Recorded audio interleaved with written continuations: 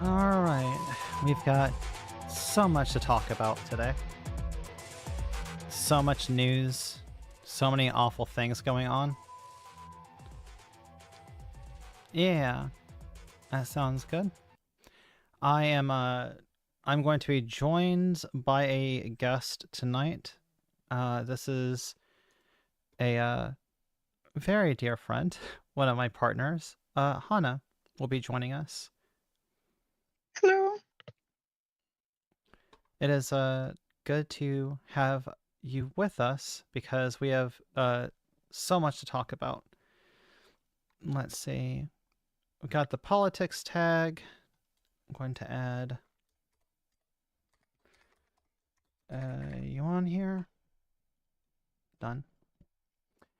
All right. So let's just start with what has been like all over the news today. Like it's been breaking news. People have been talking about it so much. It's going to be the shooting that happened in Minneapolis. I've got several articles I wanted to cover, several things I want to talk about today, which are also important stories that you should know about. But I think the Minneapolis stuff it's breaking news for today. If for those of you not aware, an ICE agent seemingly shot and killed a woman in Minneapolis for, as far as I could see in the video, no apparent reason.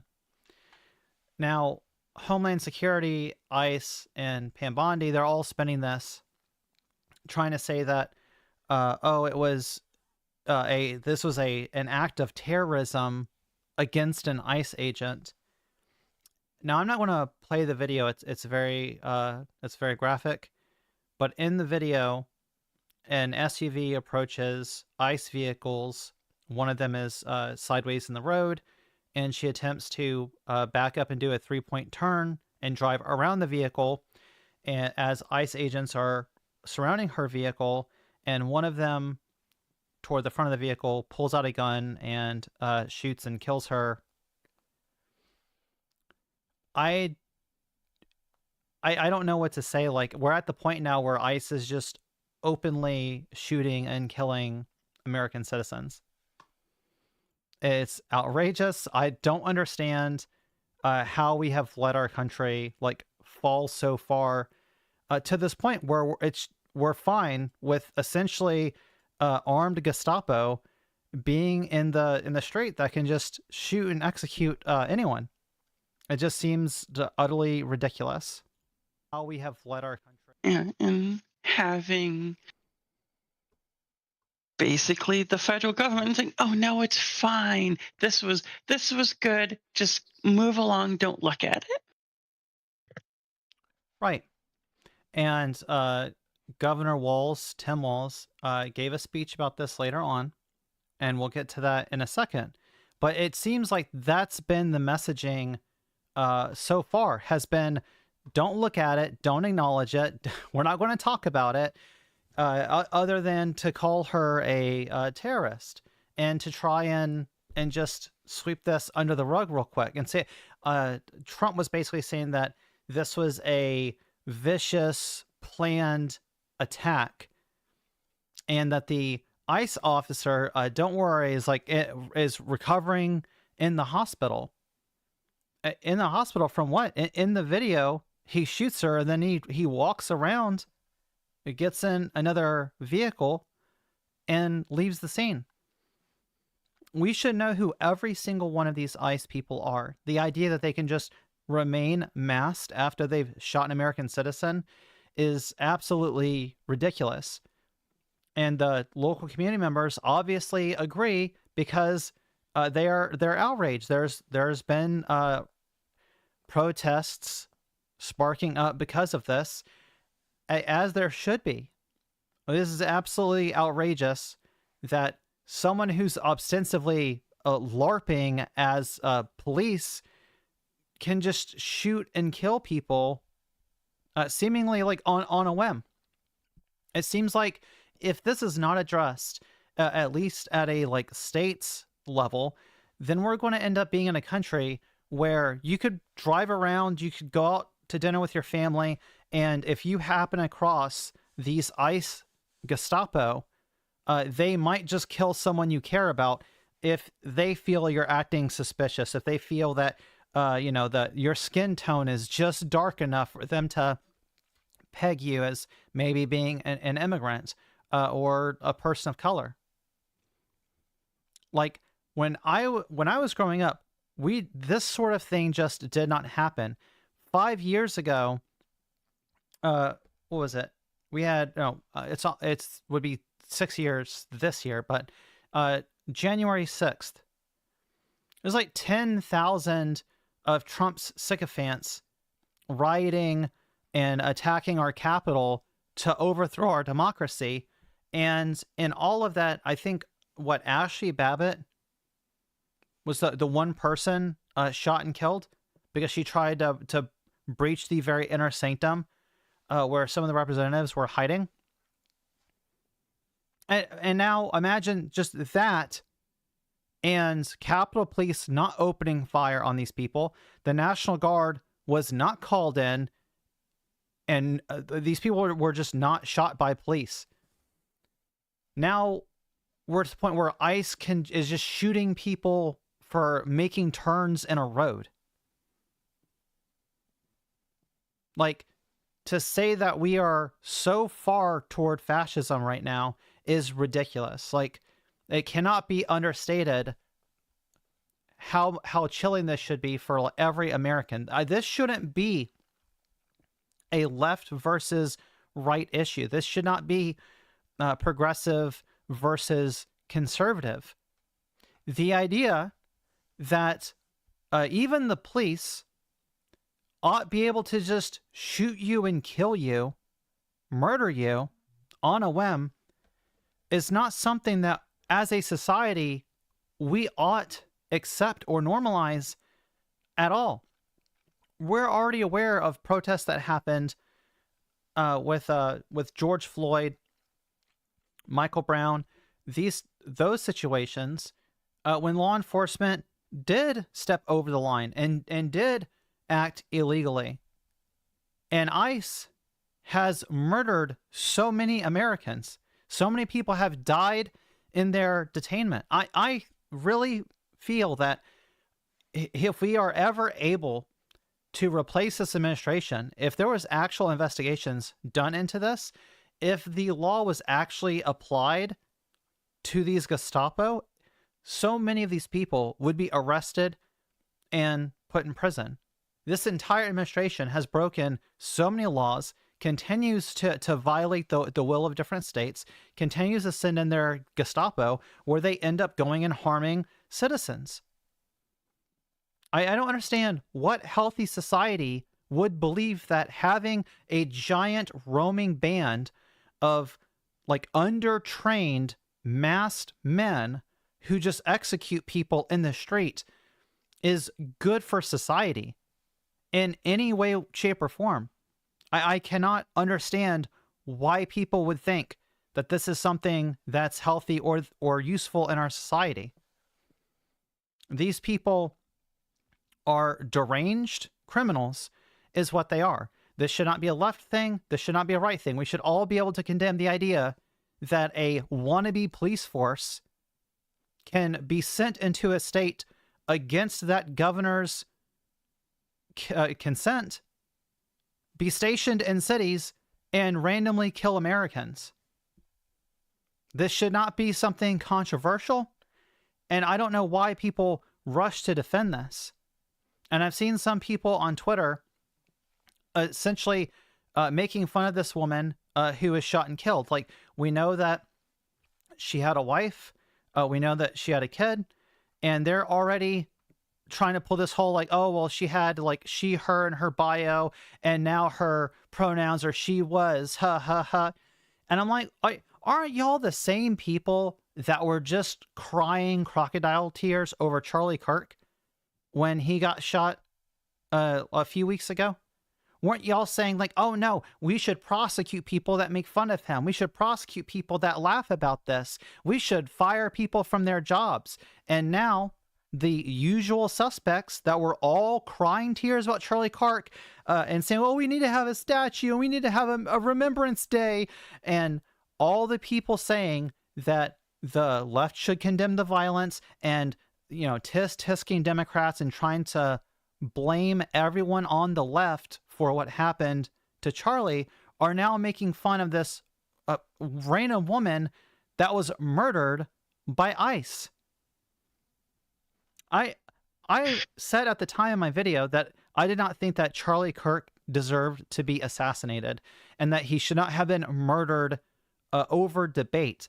But Charlie Kirk was a provocateur. For any semblance of him seeming moderate, he was only moderate compared to the average extremist within MAGA because of people like him that brought them into a pipeline that pushed them down this alt-right pipeline. And alt-right is kind of like almost just the norm now. You have groypers and neo-Nazis that are just openly in this group. And I'm not going to change my mind that the left and right ought to be able to condemn this. And I'm not going to say that, oh, well, this is like just Charlie's fault. But make no mistake, he helped put the infrastructure in place that made this happen. The idea that ICE should be nationalized into some kind of national police force and just randomly sent to states is part of Project 2025.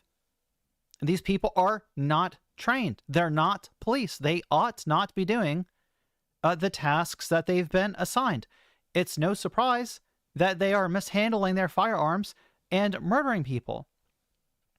And you can think what you want about whether Charlie had, you know, what was coming to him. I have never said that. I've seen other people saying it, but I did not say that. I did not agree with that. But I feel like every single one of us ought to be able to recognize that random Americans being murdered, it should be beyond the pale. And instead, we have conservatives, the same ones that were crying about Charlie, are memeing and making fun of a U.S. citizen who was murdered by ICE. Yeah, it truly goes to show that what upset them was not people's reactions to a person dying because, oh yeah, they're fine with that. It was specifically because it was someone on their side. That's why they were mad and want to try and push down anyone that even commented on it and didn't just give him a glowing review. And now we see when the table is turned again, just like with the Democratic, don't remember if they're senators or representatives, but that died, and they were joking and making fun of them as well for dying. Right. It's not about, oh, you shouldn't be making fun of people that die for them. It's you shouldn't do it to the people that I say you shouldn't, while we still can for the people we want to, instead of a messaging of this is bad for everyone to do. Right. You're talking about the Hortmans, and that was also in Minnesota, where Melissa Hortman and her husband were murdered, and it was by a right-wing activist. And like you said, there was no outrage from the right. There was no condemnation that we shouldn't be doing this and this is unacceptable. There was none of that. Yet, when it came to Charlie, it's y'all better not make any jokes about this. Y'all better condemn this all around. Everybody better disavow this because it was one of their own. And it's frustrating that it's come down to this. And I know that there is a large contingent of people that'll say that it's silly to think about if we have elections and replace these people, and then we can prosecute people that need to be prosecuted for crimes that they've committed, even though they are blatantly committing crimes against the Constitution. They're violating tons of state laws. They're violating tons of federal laws. At what point are we going to get to where people are just going to outwardly call for violence? Because that's what I don't want to happen as a member of a minority community that's already being heavily targeted by these people, where they are already trying to genocide us. Minority communities are the ones that will end up being harmed the most if it comes to just open violence. I don't want open violence. I don't get excited whenever I hear morons like Tim Pool, who's been frothing at the mouth for years now, trying to fan the flames of a civil war. He's posted about it so much. It's obviously a fantasy of his. When these right-wingers post videos of themselves LARPing around with military equipment on, with their assault rifles and jumping through obstacle courses and that type of thing, it's obvious that their fantasy is to run around killing people that they don't like or that they don't agree with. Who are the people that they don't like and they don't agree with? It's anyone ostensibly on the left. We know that it's like your jaded old liberal Democrat is also included in that. It's like when Trump was making fun of Nancy Pelosi's husband, Paul Pelosi, when he was attacked with a hammer. Trump made jokes about it. Trump memed about it. Trump was like, oh, you know, they should have whacked them a couple more times, type of thing. And the audience of Republicans were laughing about it. This shouldn't be a left or right issue. When we're talking about debate, and we can have healthy debate, debate is supposed to be about policy. Debate is supposed to be about fiscal responsibility. How ought we spend our taxpayer money? What types of treaties ought we have with what country? Where should we trade in the world? These are the things that we debate. The existence of people is not something that ought be debated. If you are in the realm of wanting to debate the right of people to exist, then you are already not looking for debate. You are looking for a fight. You are looking to make people act violently. And what I worry about when I hear people fantasizing about violence, and it seems like they're longing for this, these Tim Pool fuckers, my issue is they act like this would not impact them or the people they care about at all. If large-scale violence breaks out in this country, which at this point it seems like it is very much a real possibility, when you have the president violating states' rights, when he's sending in ICE and sending in the National Guard of Texas into California against the governor's will, in that type of an instance, we can have a situation where we would end up with the California National Guard, if they were ordered, to go against the Texas National Guard. That is how you could start off a, like, not only like legitimate constitutional crisis, but a legitimate civil war. And for the people that want this so bad, you really think that you're going to be able to order off Amazon and go to the movies with your family if this happens? You think that your life is not going to be disrupted? And if you own businesses, you think that none of your businesses are going to be vandalized? That you're not going to lose people that you care about if it comes to that level of violence, especially when there's already roaming bands of Gestapo around that basically look at every single American citizen as somebody who they could just potentially murder at the drop of a hat. You're counting on the people that you care about being recognized as part of the good guys and not being executed by the state. And that's if there's not bombs that are used, if missiles aren't used in this type of a conflict. We're talking like actual military munitions used within our own borders.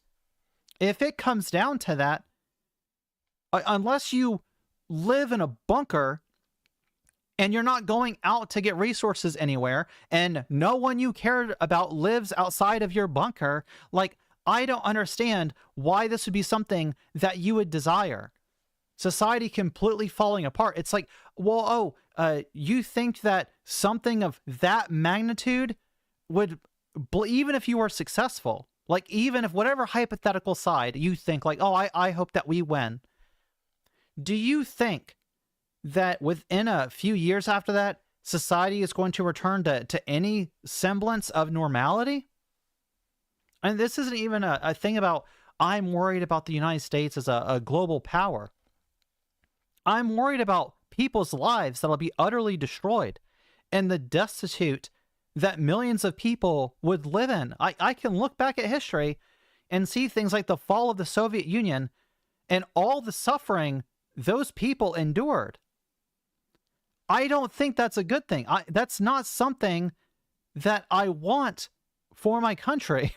Not because I value some esoteric notion of what this country is or its borders or anything like that, but I worry about the people in it. Because not only would we be hurt, but our allies would also be harmed. People that were trading with us, or any nation that relies on America for any semblance of goodwill or protection that we offer them whatsoever would just be gone. And we already have a president who seems determined to just stoke the flames of World War III. As much as he talked about it on the campaign trail and, oh, we're going to, elect me to avoid World War III, elect me to World War III, he seems hell-bent on driving us right into World War III, attacking our allies, abducting Maduro, the president of Venezuela. And then just today, some of our forces captured a Russian oil tanker because they had picked up oil from Venezuela. It's just absolutely outrageous. And now we're in a spot where Tim Walz has to come out and say this as, predictably, protest erupted from the shooting. And let's listen to what Walz said, unless you have something you want to add real quick, Hannah. I feel like you condensed everything very well. Just all of the people that was trying to say that Kamala would be Warhawk because of who she was talking to at the end of the campaign. And, oh, Trump's just going to be the anti-war president. And then instantly started talking about Canada and Greenland and all of the other countries. And, oh, that's just him joking. He's not. What did he do to Venezuela? What's he talking about with Greenland? So many times they're like, oh, just ignore what he says until it actually happens, and then it's fine anyways. That's not a good way to go about things. Yeah, if it comports with their narrative, then they're good with it. If it goes against their narrative, then it must not be true. Goes right back to the kind of like that truthiness thing that I was talking about in my previous stream. But I genuinely feel like it does come down to, if the right people are hurt, then it's great. If their people are harmed, then it's terrible. And it's like they have no perspective whatsoever of what a large-scale conflict would look like, how much harm that would do to everyone, including them. It's so frustrating. Yeah, and we only have to see what Gaza and parts of Ukraine look like from wars that have happened. there will not be a semblance of going back to any sort of normalcy for a while if this happens, as some people on the right want to happen. It's absolutely frustrating. I cannot I cannot believe how close we are. It just seems to like absolute chaos breaking out. Agreed.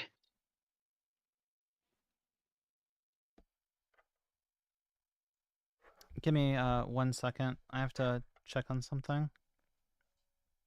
Sounds good. Actually, we'll listen to Walls while I'm checking Morning, this. we learned that an ICE officer shot and killed someone in Minneapolis. My deepest condolences to the family, to the loved ones who had to learn about this tragic event on national television. We have been warning for weeks that the Trump administration's dangerous, sensationalized operations are a threat to our public safety, that someone was going to get hurt. Just yesterday, I said exactly that. What we're seeing is the consequences of governance designed to generate fear, headlines, and conflict. It's governing by reality TV. And today that recklessness cost someone their life. I've reached out to Secretary of Homeland Security Kristi Noem, and I'm waiting to hear back. Let me be clear. As a slight correction, I know early on when I was talking about this at first, I had said Pam Bondi. I don't know why I had Bondi on the brain, but Noam is who I was talking about specifically. The Donald Trump and his administration may not care much about Minnesota. That's been pretty evident. But we love this state. We won't let them tear us apart. We'll not turn against each other. To Minnesotans, I say this: I feel your anger. I'm angry. They want a show. We can't give it to them. We cannot. If you protest, I feel like angry is an and express your understatement. First Amendment rights, please do so peacefully as you always do. We can't give them what they want. The hearts and minds of the people in this state are on our side. To Americans, I ask you this: please stand with Minneapolis. To Minnesotans, know that our administration is going to stop at nothing to seek accountability and justice. Okay. I understand he's coming out saying they're going to seek accountability and justice, and the entire idea of and you know, he mentioned a word there that like I have to talk about for a second, and that's insurrection, right? Why do you think he mentioned insurrection there? It's because very obviously, if a protest were to break out into a riot or attack ICE officers, Trump could try and invoke the Insurrection Act to send in the military or send in whatever National Guard he's going to try to like take control over. Now, this is very frustrating just considering all the lies that the White House published like yesterday about January 6th, an actual insurrection where he tried to recast himself as like, oh, he was totally innocent of any wrongdoing and he did his best to try and calm down what was a peaceful protest, and they peacefully went into the building. But now we're looking at an ICE officer shoots a woman in her car in the street in Minnesota, and people protest that, and that could get called an insurrection. Like, are we being serious right now? Like the double standards for this administration are absolutely ridiculous. And Walls is like, oh, I understand being angry, and we're all very angry.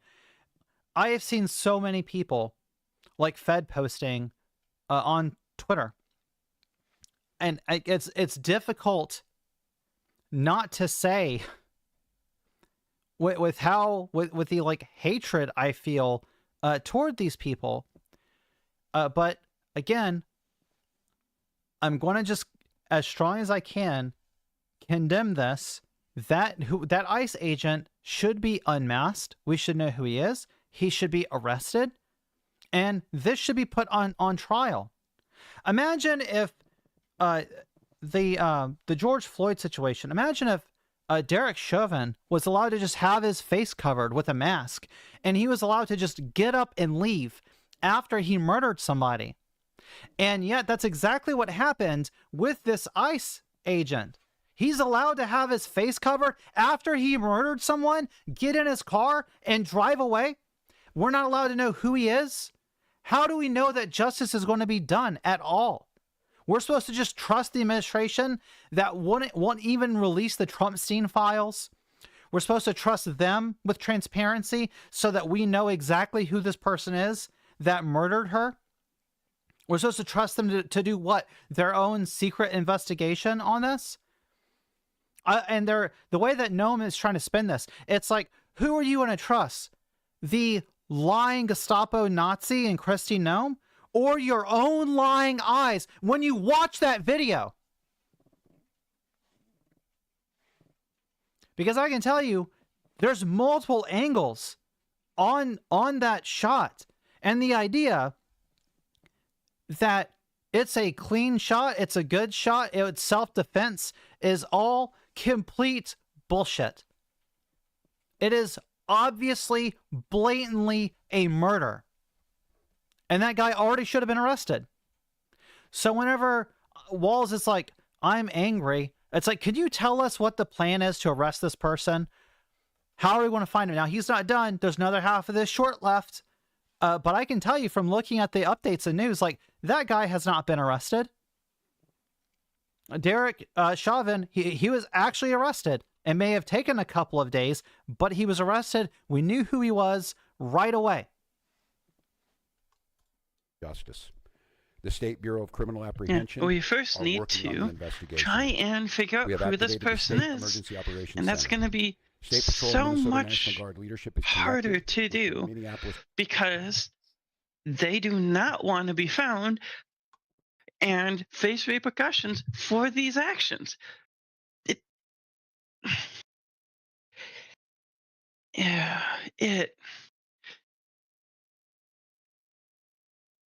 Yeah, if they want to just vanish, you know they're going to be protected. You know, like ICE is going to protect them. Trump's administration is going to protect them. The DOJ definitely is going to do everything they can to make sure this is, you know, as cleaned up as possible. And they're going to have lawyers consulting with them. Like, this is the best thing that you can say. Trump is already spinning this. Like, her body wasn't even cold. And I want to say that the woman that was shot, let's say her name is Renee Goodman, I believe. But her body wasn't even cold. And Trump was already lying. Noam was already lying. A whole little legion of right-wing sycophants are all in their echo chamber spinning this as much as they can to try to say that, oh, she's a terrorist, that she tried to kill these ICE officers, when that is a blatant lie. It's so obvious what happened. And they're just gleeful that, you know, this was a lesbian. Which, by the way, if you're of these, like, LGB variety of morons, I would say you should probably look through those tweets. And you should look at what they say about people that are queer that are killed. Do you think they're like, oh, thank goodness that wasn't a trans person? No. They're using all sorts of slurs about her, making reference to carpets and everything else. You can use your imagination. And she had a wife, she had a child. You know what was in her car? Like, on her dashboard? Was a little white stuffed unicorn. She was like your average fucking mom. She's not a goddamn terrorist. Yeah, and we saw some of the comments people have done saying, oh, the vehicle moved. That doesn't justify killing anyone. It's a stopped vehicle. Even if it moves slightly forward, the response should be step to the side, get the license plate, and then leave. But no, the instant reaction is, I'm going to kill this person. What? What? Right. You know, cops They don't even do, a lot of times when they're chasing people, they don't even do like pit stop maneuvers anymore.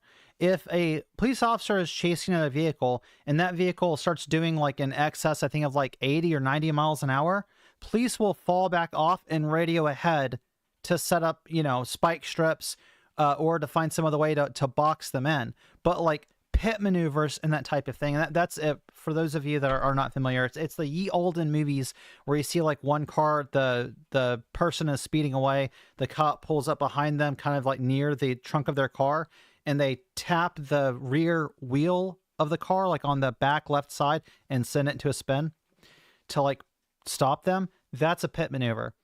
Most police departments, as far as I know, don't do that anymore, and they break off high-speed chases like that and radio ahead to set up barricades and stuff to catch people, because it was so dangerous and so many people died.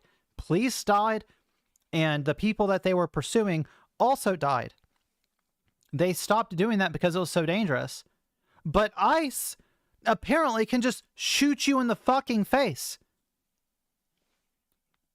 It's like they're standing remotely near your vehicle and you're driving to go around their vehicle to just drive around whatever stop they have, and they can just kill you. Despite police that have barricades where they're doing, checkpoints and that type of thing, and people turn around and run from those all the time. What do the police do? They send cruisers after them and pull them over to be like, hey, why were you running? ICE, who are not even police. And when I say they're not police, I mean they are not trained as police officers. They are not trained to enforce the law. You could just say ostensibly they're like, oh, well, they're kind of like Donald Trump's police. Oh, you mean like a Gestapo, like a secret police? Because they damn sure don't enforce the law. And they just murder people for seemingly little to no reason whatsoever. So from now until this administration is out of office, every time that you're driving around, every time that you're out with your family, just remember, if you cross the path of ICE, they might just murder you. And there will be no shortage of people on Twitter to spin your death, to claim that you're some kind of a terrorist just driving about and going about your day. And the president will not waste any time at all before there's an investigation, before there's any charges, before anything happens. The president of the United States will make sure to say that you viciously attacked his Gestapo, and that it was a clean shot and you're a vicious monster that had to be put down. Because that's exactly the spin that he tried to put on it. Going to let Walls finish what he said, and then I think that's going to kind of wrap up for the Minnesota thing for now, because there hasn't been an investigation done. We've seen the videos from the different angles, and I can tell you these are my initial impressions. If other information comes out, which I don't imagine what could, because we've seen everything thus far, I still want an investigation to happen before I follow this up to say, oh, definitively X, Y, and Z. Because if this guy is arrested, if we are given his name and he's sentenced to prison, then that will be a slight, just a tiny sign that the system actually, like our laws actually matter. I talked in my last stream, I feel like with this administration, it seems like no law actually matters, not to them. Like Constitution doesn't matter. State law doesn't matter. Federal law doesn't matter. That's how it seems. And unless this guy is arrested and there's an investigation like conducted on this, I don't believe for 2 seconds that we're going to have transparency with this. I think this is 100%. This person was murdered in cold blood, and ICE basically just got away with killing another American, unless an investigation proves different, because I know what I saw in that video. Police Department, the St. Paul Police Department, Hennepin County Sheriff's Office, the DNR, and Minnesota's Homeland Security and Emergency Management. We have activated dozens of members of the State Patrol's Mobile Response Team. And from here on, I have a very simple message. We do not need any further help from the federal government. To Donald Trump and Kristi Noem, you've done enough. There's nothing more important than Minnesotan safety. I've issued a warning order to prepare the Minnesota National Guard. We have soldiers in training and prepared to be deployed if necessary. I remind you, a warning order is a heads up for folks. And these National Guard troops are our National Guard troops. They're teachers in your community, they're business owners, they're construction professionals. They are Minnesotans. Minnesota will not allow our community to be used as a prop in a national political fight. We will not take the bait. We will continue to update you, Minnesota, as we... All right, well, until we get more updates later on, I think that's pretty much everything that I have to say about this. Do you have any closing thoughts on this? I don't have any other closing thoughts.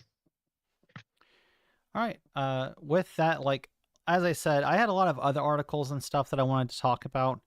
Like, there was just so much stuff to go through today. There's also, like, I was doing video games before. I did want to do another, like, video game and kind of chill stream, but there's just so much to go over. So, one of the other things that I saw today, which is an article that was published a couple days ago, it's experts warn U.S. in early stages of genocide against trans people. This is something that I've talked about at length for years.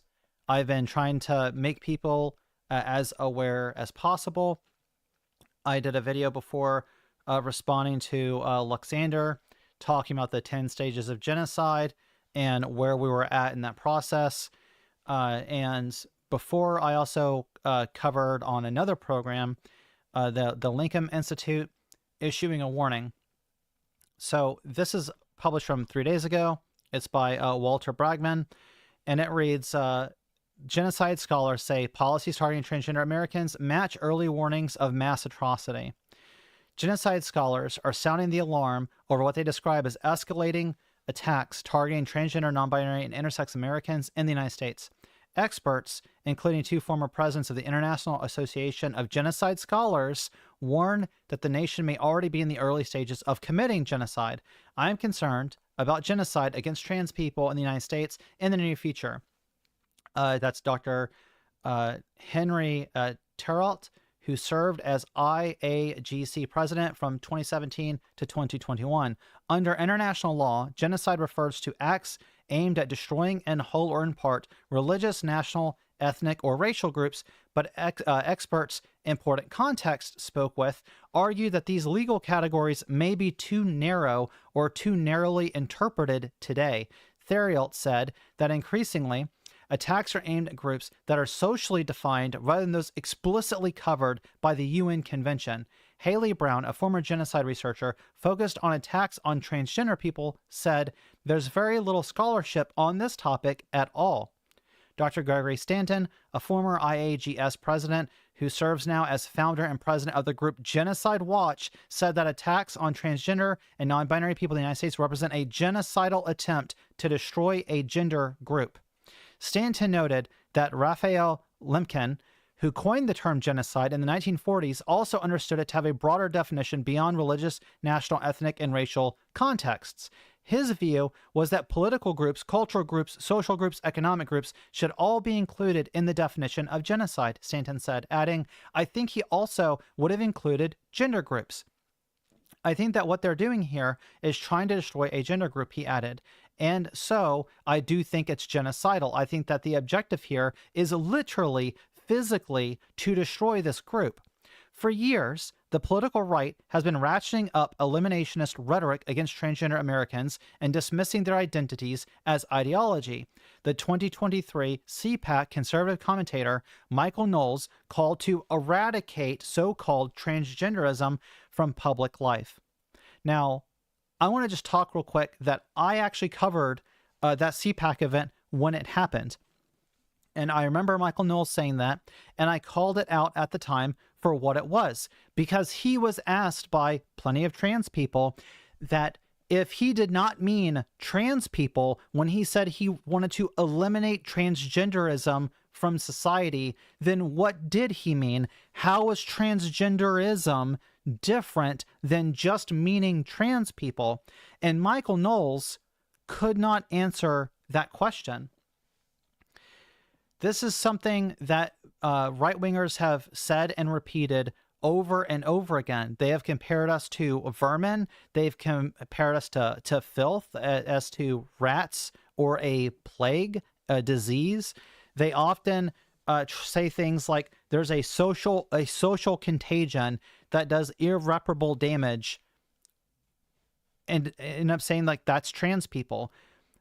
What is the implicit thing that they are saying when they say, well, we need to eradicate transgenderism, when they have defined transgenderism? They conflate it with trans people, and they're saying things like we are an infestation, rats, a social contagion. And over in the UK, you have TERFs like Helen Joyce had said on a podcast that the government needed to do whatever was necessary to reduce the number of trans people. I wonder what it means for the government to use any means necessary to reduce the number of trans people. She likes to play coy about it and just say, oh, well, she didn't actually mean killing us. She means that they need to give us therapy. They need to help us deconstruct from our extremist gender ideology. But we know that all of that rhetoric, we see right through it for what their goal actually is. The article continues. In its first year, the second Trump administration has quickly moved to marginalize gender nonconforming Americans. The president issued a number of executive orders aimed at eroding non-discrimination protections and access to health care. In 2025, the NIH defunded LGBTQIA+ related research aimed amid a larger rollback of so-called DEI initiatives.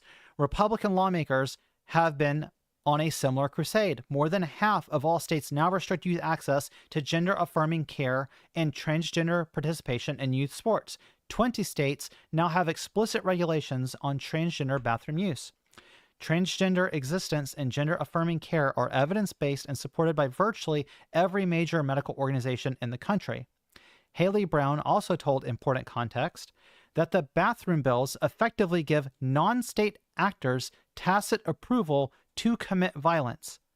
It's always been about policing, she said, explaining, it's this idea that I am going to create and reinforce my ideals of values of society and the state, down to the very physiological characteristics and features of the humans that exist within the state.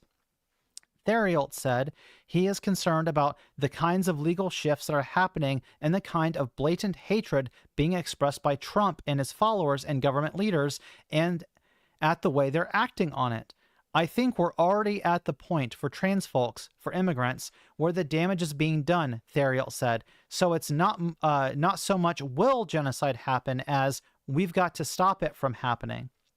Dr. Alyssa von Jodenforge, president of the Anti-Genocide Limpkin Institute, said she believes the U.S. is now in the early to mid stages of a genocidal process against trans and non-binary and intersex people. She said Republicans are using trans people to generate fear, particularly surrounding children, family, and their ideal concept of masculinity, which is priming their base for genocide. Stanton said that the U.S. was undergoing a hardening of the categories, with people being either male or female. A binary, he noted, that does not exist in nature nor within many other cultures. He called it totalitarian and driven by Nazi ideology, explaining that the Nazis also held a binary view of men and women and killed many LGBTQIA+ individuals.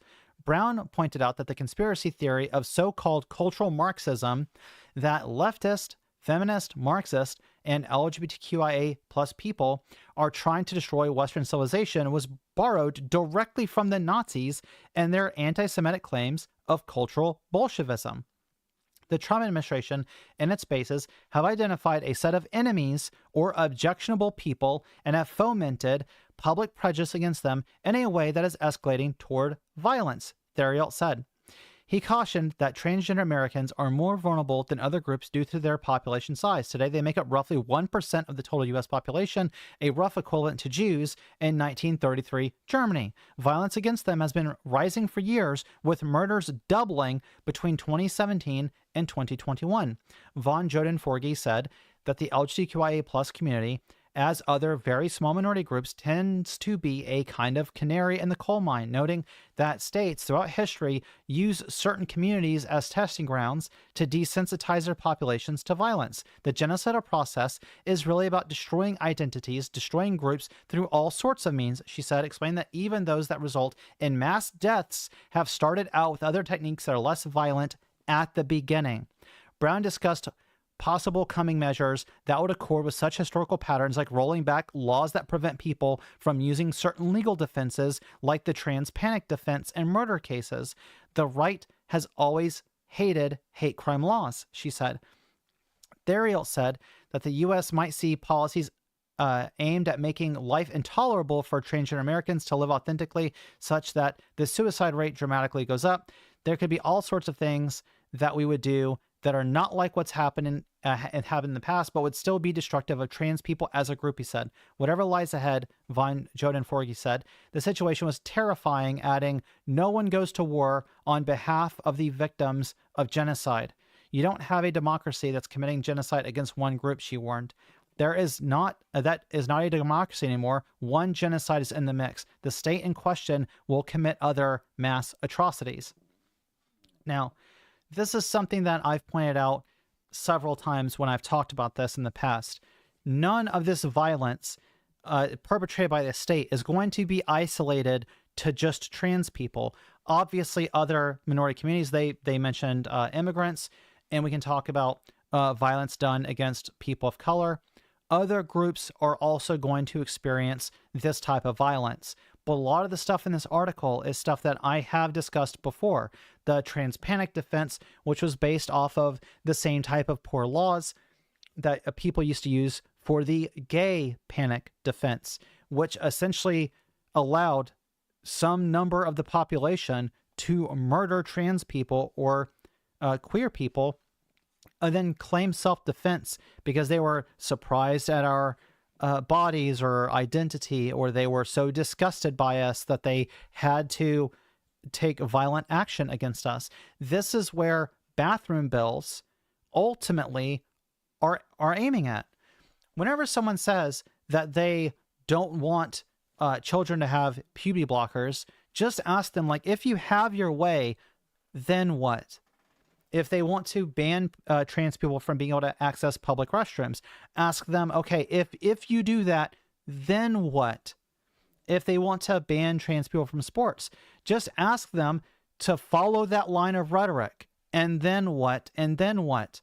Because with these people that actually want to carry this out, they almost never want to just stop at those handful of things. They may start there. They may claim that, oh, I'm just concerned about the children.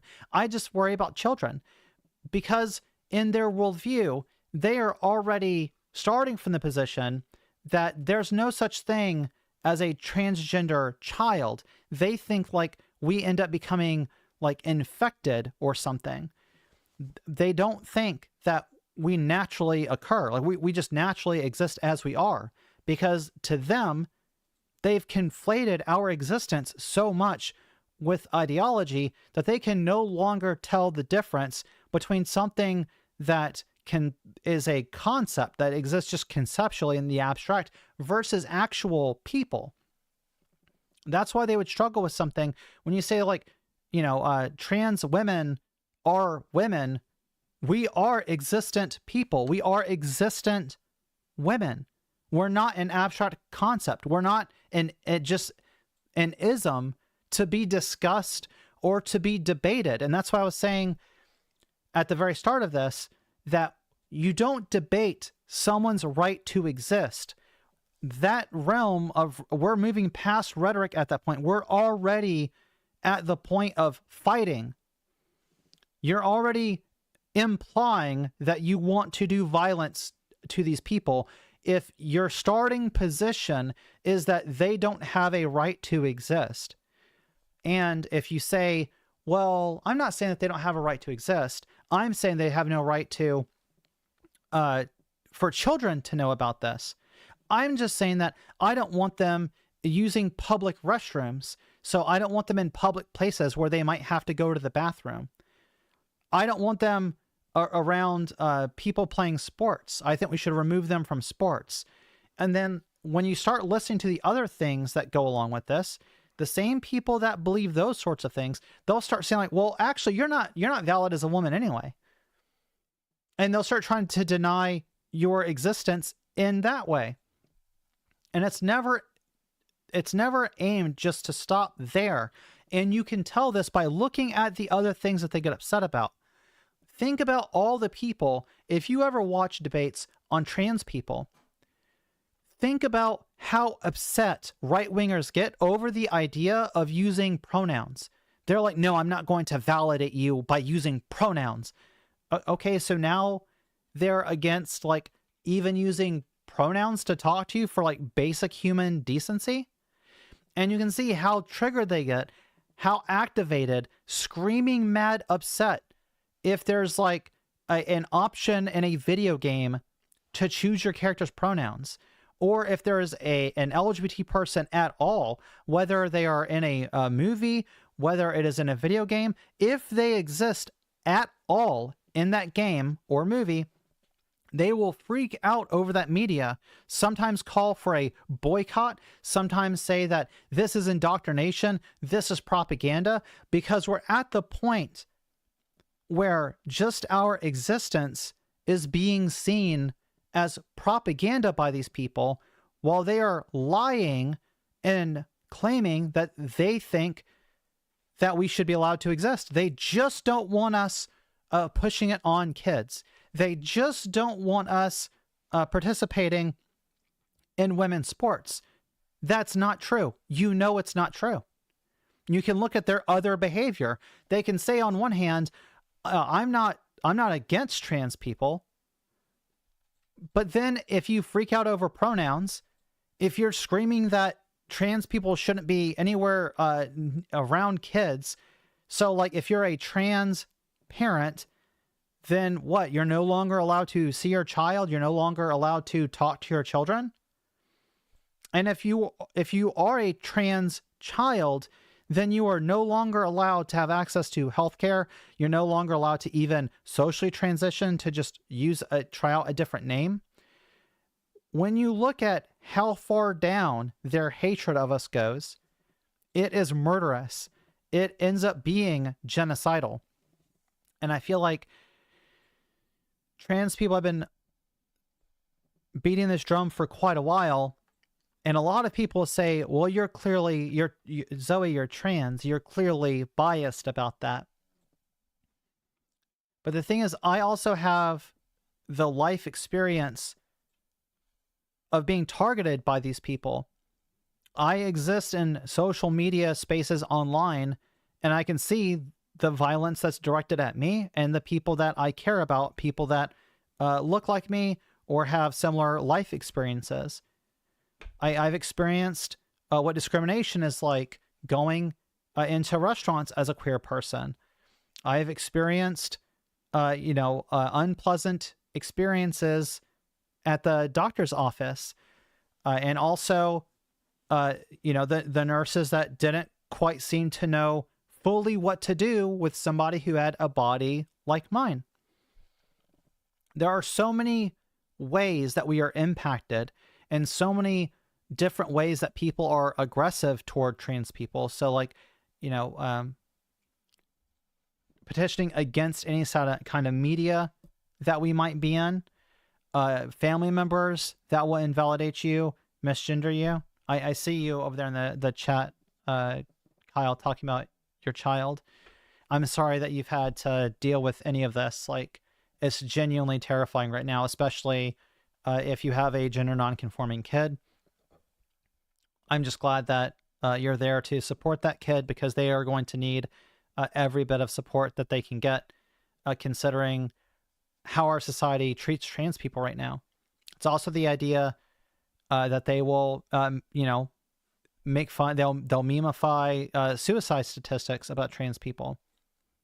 On one hand, they'll say, well, they don't engage in eliminationist rhetoric. They don't want to kill us. They just, want us to stay out of sports or something. But then on the other hand, they're memeing and joking about our suicide rates, about trans people dying, or trans teens that have been murdered by their schoolmates. That was memed on and joked on. And these are 15-year-olds, 16-year-olds that had their entire life ahead of them, and they get stabbed to death because they're trans.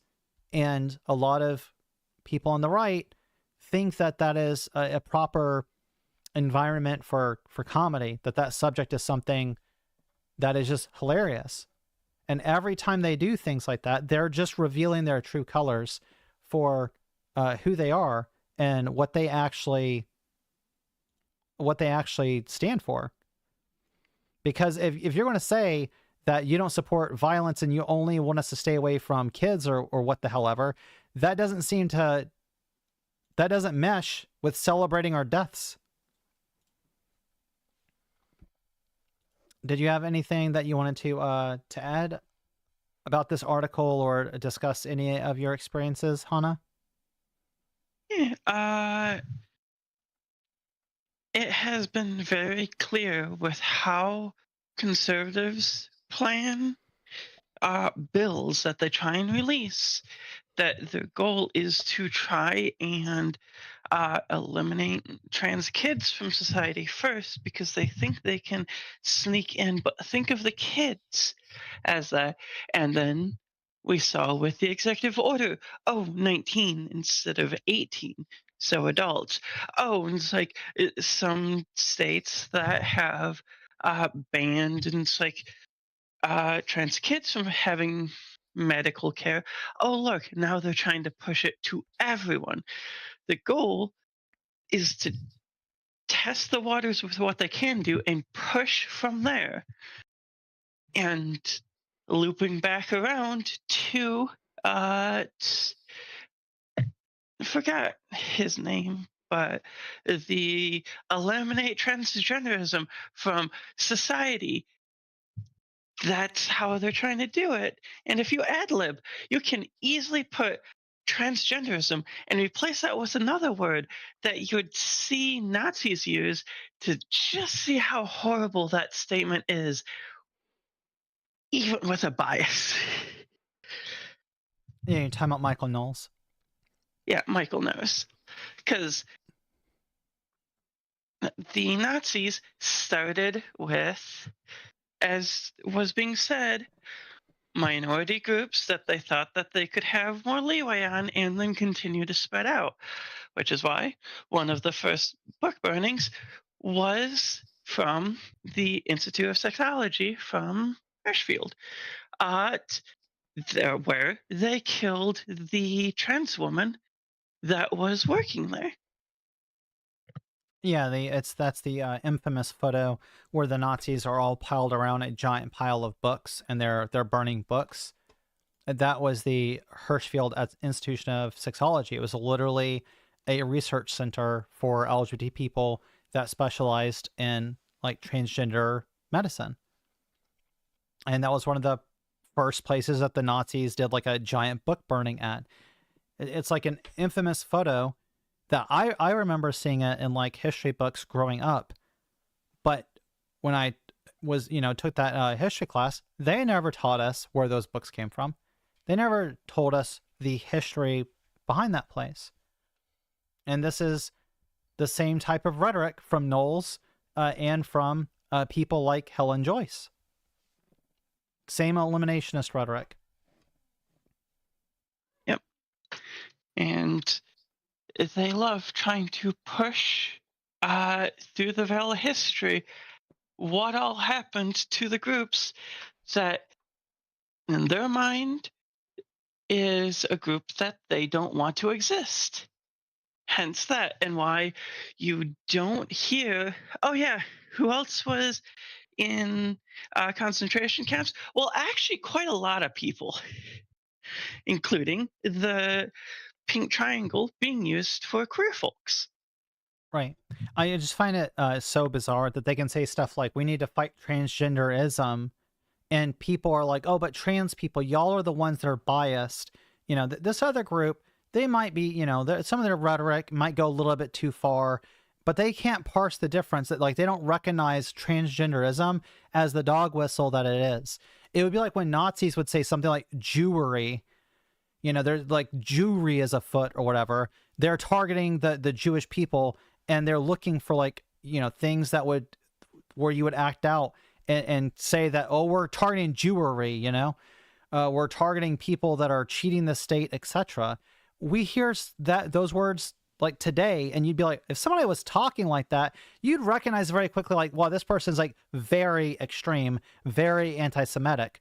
But when they use words like transgenderism to talk about trans people, all of a sudden people pretend like they're completely deaf, or they engage in a game of semantics. And like, well, they don't actually mean trans people. They just mean, you know, things ostensibly about trans people. And then when you ask them to start clarifying what that means, they'll fall back on the, you know, oh, they just mean they don't want to give trans kids support, or they just are worried about women's sports and fairness.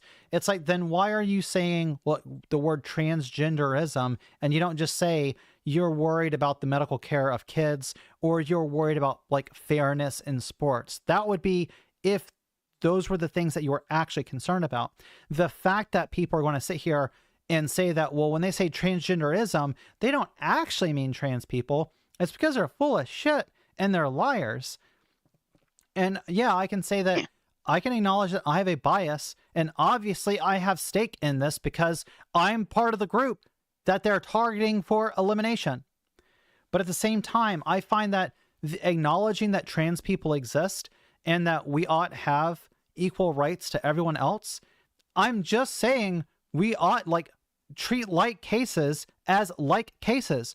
We are citizens of our country. We ought have the same civil rights as everyone else. That's all I'm saying. If you want to say that, well, you have a bias, so obviously you're going to have a more extreme position, let me explain something. Saying that you ought to treat like cases as like cases is not extreme. That is like the moderate position. The extremes of that position would be, on one side, you have people saying that they ought to fully eliminate and eradicate trans people, which is where people like Michael Knowles, Matt Walsh, and those chuckle fucks, that's where they sit at.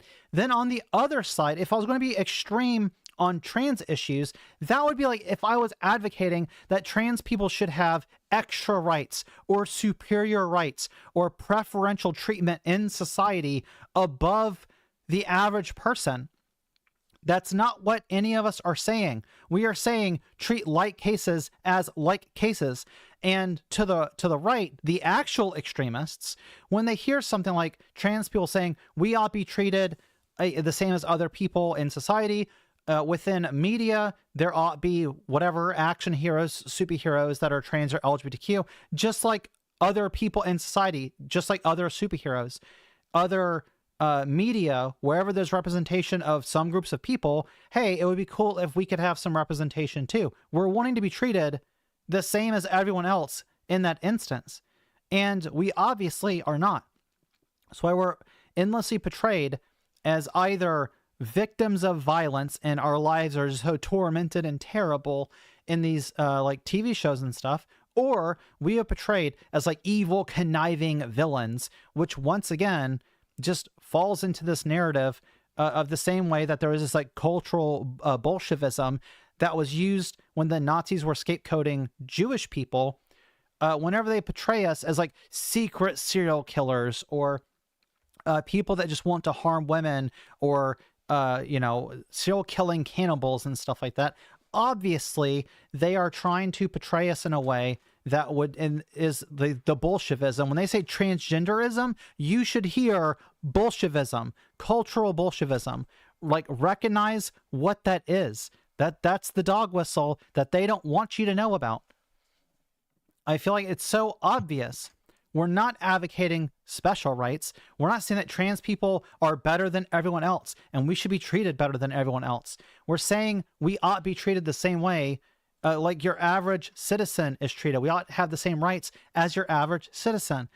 That's actually the moderate position. If I had an extreme bias toward trans people and like, oh, well, if you're a trans activist, clearly all you care about is trans people. That's not true. I can recognize I should have the same rights as everyone else, not superior. It's so frustrating. What do you think? Yeah, I agree as well. And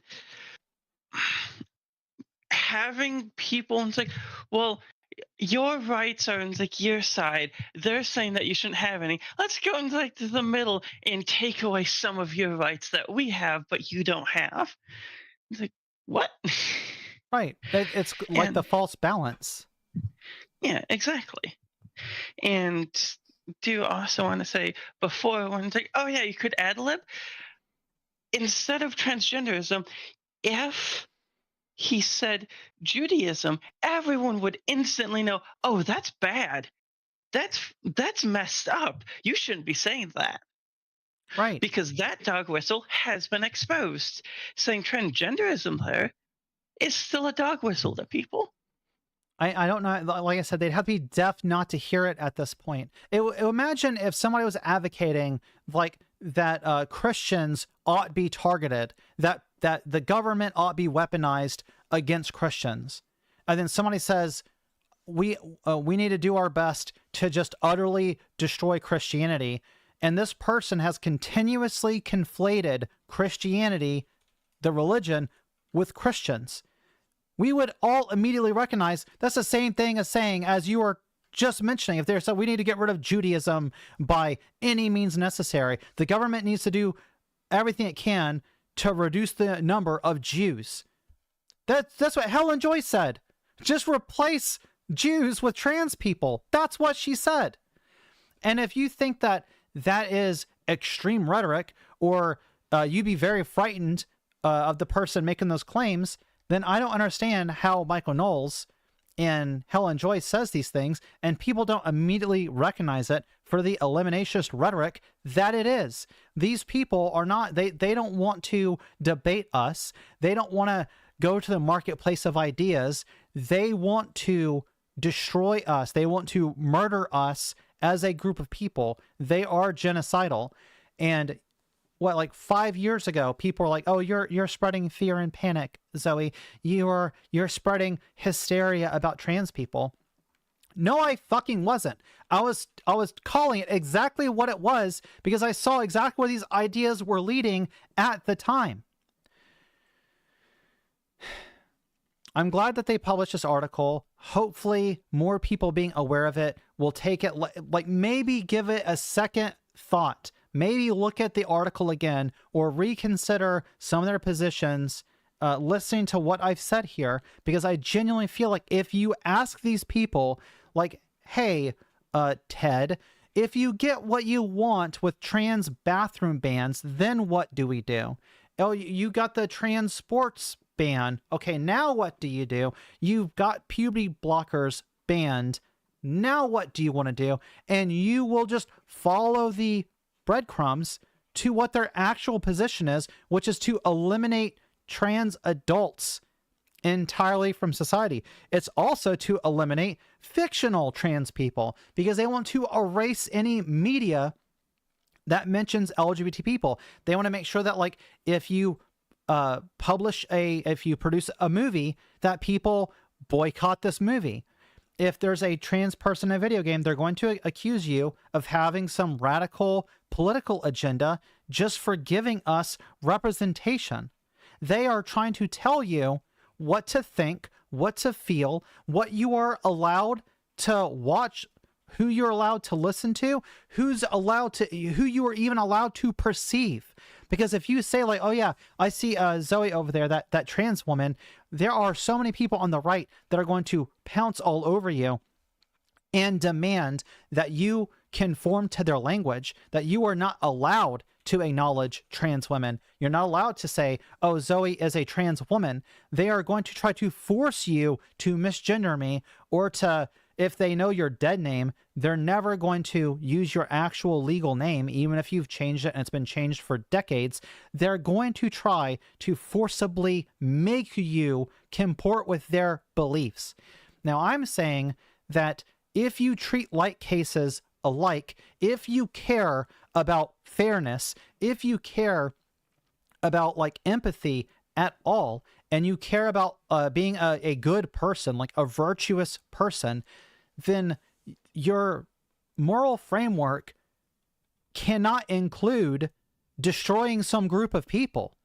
Like, you would just be a hypocrite at that point, and what ethics means to you just starts becoming nonsense, because you would have such double standards that if somebody applied your own standard to you, they could attempt to justify genociding a group that you care about or a group that you're a part of. Because make no mistake about it, this type of state power, when it's exercised, never is confined to the group of people that the state has been given permission to do violence against. We talked about the ICE shooting at the beginning of this stream. This is in part because why was ICE there? Why were they there in the first place? It's because the government claimed that they need all these ICE soldiers around here because they have to find immigrants. They're supposed to be finding immigrants, charging immigrant crimes. They're supposed to be like detaining people and deporting people. That's why they're there in the first place. So unfortunately, Renee was murdered in cold blood. But how many other Americans has ICE also murdered? And the only reason they're there in the first place is to harass migrants. So this is a situation where, you know, this police violence has been put in these communities to target one group of people, but they're murdering some other group of people. In the same way, when people are like, when you have non-enforcement agencies that are also given permission to harass people, like when you say like, oh, you want to have bathroom monitors, toilet monitors, as TERFs have been sharing around their little echo chamber, or like tee-hee-hee selling little like toilet monitor badges. What group is going to be harmed by that? It's going to be women. It's going to be cis women, because the violence that men will do aimed at trans women, it's not going to just be contained to trans women. What group of people does the most violence to women? It's cis men. And whenever these TERFs start saying stuff like, I wish some cis man would go into the bathroom and make sure to enforce the toilet monitor rules on trans women, what happens is you end up radicalizing some of these knuckleheads, and they end up targeting cis women that to them appear like they could be gender nonconforming. So all of a sudden, the standards for cis women is going to be judged by random people that watch you go into the bathroom. And if you don't match their standard for femininity, if you're not performing womanhood well enough to these guys, they might assault you or worse. There's been cis women that have had the police called on them and arrested because they went to use a public restroom and somebody saw them go into the restroom, did not think that they were a cis person, called the police. Now imagine if like ICE was there, right? Like, that would just make it like all the worse, because there's the chance that this person, a woman, might get just murdered by some ICE agent. It is a sad state of affairs that we found ourselves in. But I feel like we've gone over this article and kind of talked about most of its points here pretty thoroughly. Do you have any final thoughts on this article? No final thoughts here. Do you think we covered it pretty well as well? Yeah. We've just got so much to talk about and so much to go over, because it's just been a very, very busy news day. I promise if we can get through all of this, I'm going to switch over and play games. I might kind of summarize the next few articles instead of reading through them. I just wanted to make sure to actually read through this article because like I felt this article is pretty important, and hopefully people got some information useful out of it, right?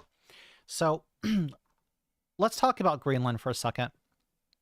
So this is an article on why Greenland is strategically important to the Arctic security. I'm sure y'all are familiar with Trump going on and on and on about how important Greenland is, and discussing how Greenland is important for national security.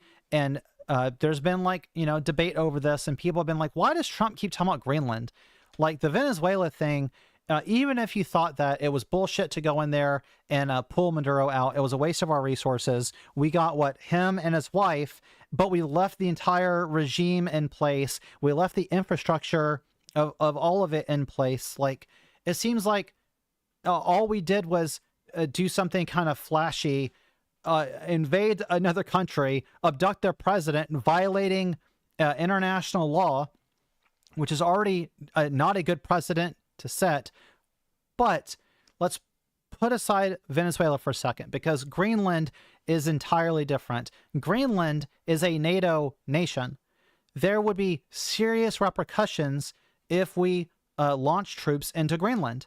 And Trump has over and over said several times, and this has been going on since his first term, that Greenland is a matter of national security. Now, you might be wondering to yourself, like, why? Like, is it the rare earth minerals? Ironically enough, and I say ironic because conservatives just seem to deny that climate change is happening at all, but the answer actually is climate change. Climate change means that a lot of the ice in the Arctic area has been thawing and melting. And as more and more of that ice has been melting, it is now starting to open up a northwestern corridor that goes through the Arctic region. And that could allow China and Russia to begin trading channels through there, or easier trade with Europe and with Canada and Greenland. That is the actual reason why they want Greenland. Now, the thawing of ice in Greenland itself means that there are rare earth minerals that would be even easier for us to get access to. But Stephen Miller, at least I think it was Stephen Miller, it may not have been Miller. Hold on, let's see. So this is a map of what we're looking at, by the way. You can see the Arctic region there in the northwest part of that map, and you can see the little like channel that would be created as the ice is melting up there. It's legitimately what they're going after. But Trump administration officials, it was Mike Pompeo, he literally said, do we want the Arctic Ocean to transform into a new South China Sea, fraught with militarization and competing territorial claims?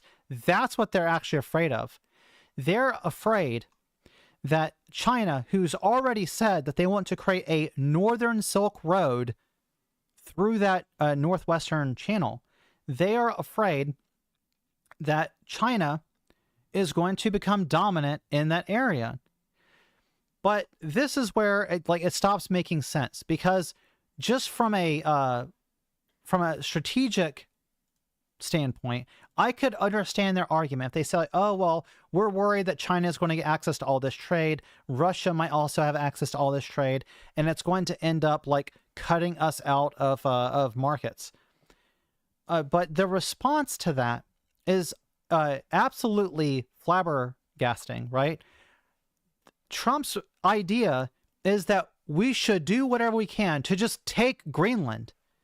And he's been flirting over and over with using the military, despite the fact that Greenland has signaled that they do not want us over there. They do not want our military involved. The more confusing thing is they are already an ally of ours. We've already been allied with them.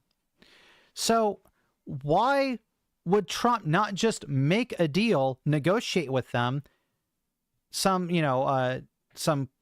funds, some equipment, some American companies that would be willing to come over there and help them get the rare earth minerals and give them the majority share of it, or to set up some more trading posts, set up some naval bases to help better protect them if China is going to be able to move into the area and Russia is going to be able to move into the area. It seems like there are so many ways that if you were an ally of another nation and you desired to be able to, get some of the trade that's going to be coming through there, that's what you would do. Why would you say, I'm going to go invade Greenland and take it by force, like using the military against one of your own allies? This is something that is absurd and not something that you would do as an actual ally to this nation. But it gets worse. I had said Stephen Miller earlier whenever I was thinking of Mike Pompeo, because Stephen Miller he said on CNN when he was talking to Jake Tapper that no one would stop the U.S. from seizing Greenland using our military. So just to kind of touch on this, because this is unbelievable. So Stephen Miller's wife posted an image on Twitter of Greenland being occupied by the United States. It's this image right here. That she tweeted that out, and she says soon on it, with Greenland being covered in the American flag. That's Stephen Miller's wife. So I like how they say, seizing land from an ally would trigger a crisis within NATO, but that doesn't stop Trump from declaring a need. This is just obvious. And Miller is basically saying that, oh, well, no one is going to stop us. No one's going to come and fight us over Greenland, despite the fact that Denmark, its leaders, have definitely said that they don't want us there. And there's been emergency hearings among the NATO nations that have talked about this idea that Trump is trying to follow through on, called the Monroe Doctrine, which basically is this idea of political hemispheric dominance. The fallout from this, should he follow through with it, is going to be that NATO is essentially dissolved, because we are the strongest power within NATO. Like, we are their military force essentially. Should we invade Greenland, I have no doubt that there's the possibility that they're just going to dissolve NATO, then reform NATO just without us and without Russia or states that they view as pariah states, rogue nations, etc. And Lilith, all I hear is crickets from the House and Senate. That's because those are majority Republican. The House is majority Republican controlled right now. I'm pretty sure the Senate is as well. Did it flip? I think Democrats might have a narrow margin. Hold on. Let's do a quick fact check. Let's look at the balance of power. Yes, Sure. fact checking? Right, because I don't want to give incorrect information. Like, how dare you? Nope, Republicans have the majority. Yep, that's exactly what I thought. Republicans control the House and Senate. I just wanted to make sure, because I was pretty positive on that, but we don't have that great of a memory. So the frustrating thing is that they control both the House and the Senate. They're not going to push back on this. They're all sycophants to Trump.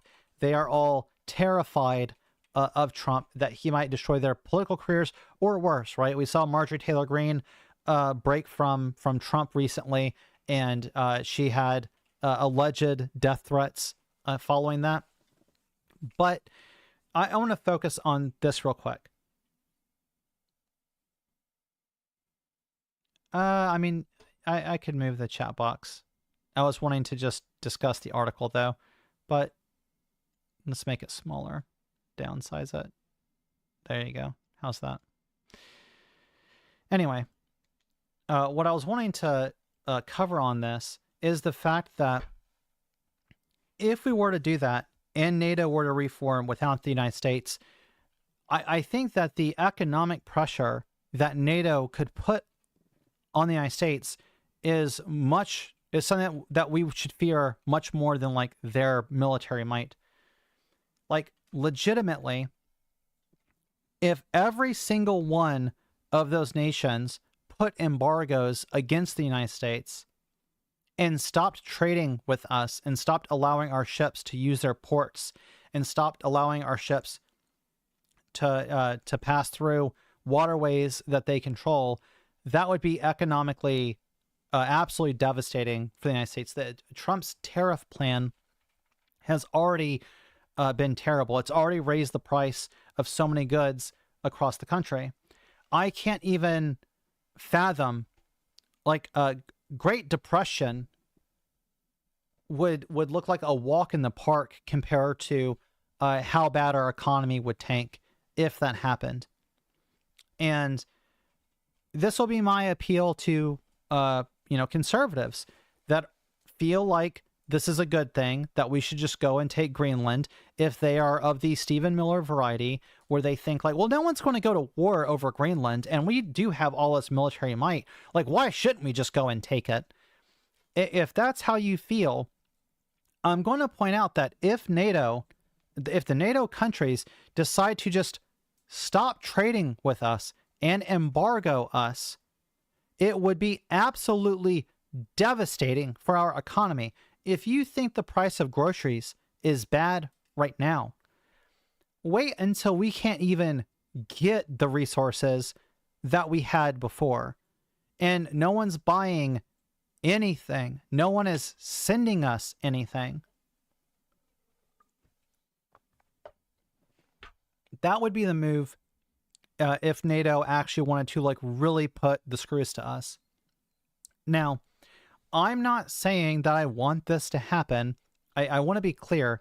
Like, once again, I think it would be absolutely terrible if this were to happen, just because, number one, it's going to be terrible for Greenland. We shouldn't be invading other nations. And I saw conservatives saying like they don't like doing this nation building thing.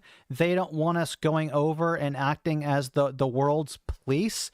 They don't think that we should be going and doing anything. Like, they want to focus on our nation. Now, I don't share their vision for our country whatsoever. I think that the nationalist agenda is absolutely terrifying and would destroy the Constitution that we have.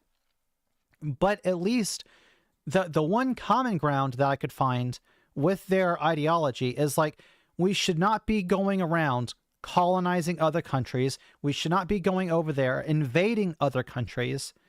Like, I do feel that we should offer protection for our allies, and we should stop other nations that are trying to do this like aggressive, like expansionist politics. That is something that is worth fighting. But to just go and take some country because we can? Well, how does that? What? That doesn't make any, like, where would that stop? And you think that the nations that surround us, that we trade and do business with, like Canada, Mexico, are they going to keep trading with us? Like, the precedent that sets, like, for us to say, like, hey, if you are powerful enough, you can just go take other countries. On what grounds would you argue against a country like Russia taking Ukraine? What about Taiwan and China? For decades, the only reason why China did not take Taiwan was because we were allied with Taiwan, and we were like, hey, if you seize Taiwan, there's going to be American ships there to fight you.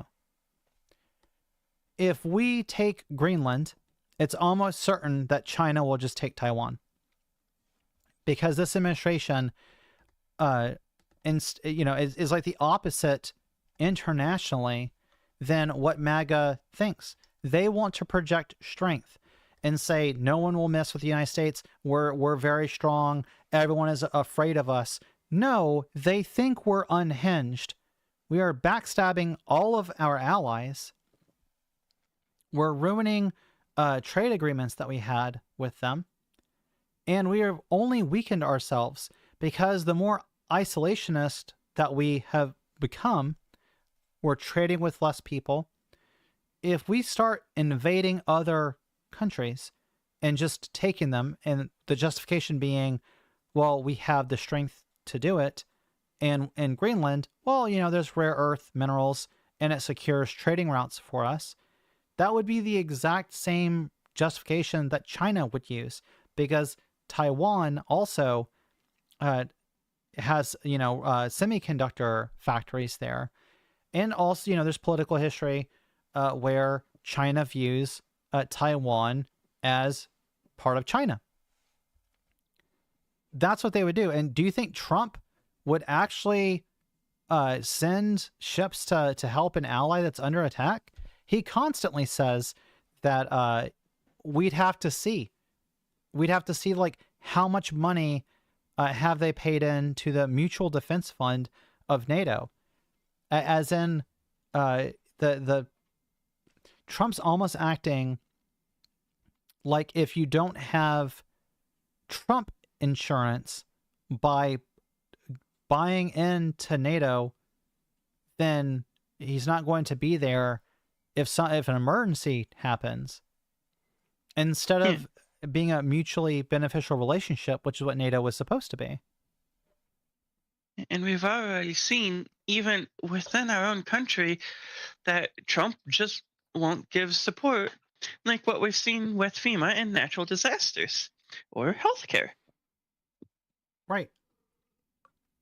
They want to cut the, Obamacare subsidies, but then he wants to spend, he gave $40 billion to Venezuela and Javier Milei, and then he wants to turn around and say like, oh well, we got Maduro, but in order for our oil companies to go down there to refine the oil, because it's like very sticky, Venezuelan oil, we would need to dump like $100 billion into infrastructure is what it would cost to like upgrade the refining plants out there in order to, refine the oil into something that our country could use. So now Trump is floating the idea of offering $100 billion subsidy to oil companies that will go down there to, improve the infrastructure in Venezuela. Like, what? So we can't afford health care for our citizens. Okay, and they're all about America first. But apparently America first is not giving Americans health care, but it's giving Argentina $40 billion to prop up their sock puppet in Malay, and it's giving $100 billion to an oil company so they can refine oil in Venezuela.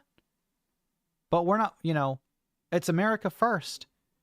So we're giving over $100 billion to foreign countries that are not even our allies, by the way.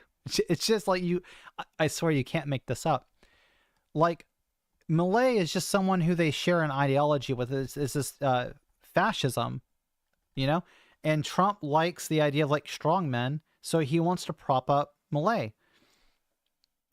And then in Venezuela, obviously, Trump is glad handing with like his oil buddies because he wants to give them, subsidies via American dollars. And that they're going to make sure that money gets funneled back to Trump, because Trump has been trying to find as many different ways as he can to funnel money from our tax dollars into his private businesses. I don't understand.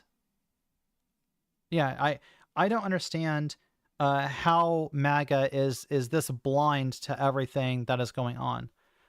It's like they accuse us of being in an echo chamber, and it's like we're just talking about the facts of what's happening. I'm not even like giving my opinion as far as what I personally think of Stephen Miller or personally think of Trump in this matter. This is just what they are talking about and the things that they have done. But that's why they've been talking about Greenland. So if you've heard a lot of chatter about Greenland and wondered like why does Trump keep talking about Greenland, and oh haha, he kind of seems like he has dementia sometimes. So he just got this like wild hair where he just suddenly decided that he wanted Greenland. No, that's why. It's because of trading lanes. And that's when they say, oh, it's an issue of national security. Because, Russia has been rebuilding some of their old Soviet naval bases up in the Arctic because the area is all thawing. While at the same time, conservatives will also tell you that there's no such thing as climate change, despite the fact that the changing climate in the Arctic is why they want Greenland. They want it bad enough to possibly just shred up NATO. And if you remember from his first term, Trump doesn't care about NATO. He doesn't care about helping allies. He only cares about his own power. That's what he cares about. I feel like we've discussed this pretty thoroughly. Is there anything that you want to add before we move on? Nope. Think it's been covered pretty thoroughly as well. All right, we're just going to keep on plowing through this. I do want to play WoW, I promise. I do want to just chill and game and hang out. But there is just so much stuff to get to. So Epstein files. I'm just going to touch on this very quickly because you can't make this up. So more than 2 million Epstein files still to be released, DOJ says, in court filing. This is an NBC News article. It's written by Patrick Smith. So far, only 12,000 documents containing 125,000 pages have been released in 3 tranches. Now, if I hear 12,000 documents containing 125,000 pages, that is huge. But then you could say it's huge. Then you find out that more than 2 million files related to convicted sex offender Jeffrey Epstein are still to be released, according to a court filing Monday night from the Department of Justice, which said a team of 400 lawyers were reviewing the documents to ensure victim privacy. The filing would also review its procedures for evaluating the files after victims complained that some information posted should have been redacted. The DOJ filing confirms reporting from NBC News that millions of files were being reviewed before their planned release. The filing signed by Attorney General Pam Bondi and Deputy Attorney General Todd Blanche outlines how the DOJ intends to comply with the Epstein Files Transparency Act. Epstein, a disgraced financier who was once friends with President Donald Trump, that was Trump's best friend for 15 years, was 66 when he died by apparent suicide in a New York jail in August of 2019. He was being held on federal sex trafficking charges. His accomplice, Ghislaine Maxwell, was found guilty in New York in 2021 of multiple sex trafficking charges for her role in the sexual abuse of underage girls and is serving a 20-year prison sentence. Trump signed the act into law late last year, the Epstein Transparency Act. After months of pressure from victims, campaigners, and lawmakers, Trump has repeatedly denied any involvement in or knowledge of Epstein's wrongdoing. The DOJ filing was written by U.S. Attorney Jay Clayton and addressed to U.S. District Judge Paul Engelmayer, said that the department was carrying out a victim privacy-related review and redaction of certain materials. In the range, this is filing, said, in the next few weeks, over 400 lawyers across the department will dedicate all or a substantial portion of their workday to the department's efforts to comply with the act. The FBI is providing 100 specialists. By the way, the FBI is definitely captured by Trump, right? This DOJ is completely in his back pocket. But it said it received dozens of queries from victims since the passing of the Epstein Files Transparency Act and would now be running additional electronic quality control searches. Prior releases have included tens of thousands of manual redactions of victim identifying information. Even with these efforts and related quality control checks, unfortunately, information that victims believe should have been redacted has been posted. The department said it would now work to deduplicate the massive number of files across different parts of the department to ensure there's a standard level of redaction, introduce new categories of document, and assign DOJ lawyers to ones with sensitive victim identifying information. I cannot believe it has been this difficult. Like, I feel like we all see this for what it is. All of us understand what's going on here. Who is the person that was trying to stop the Epstein files from being released? It's Trump.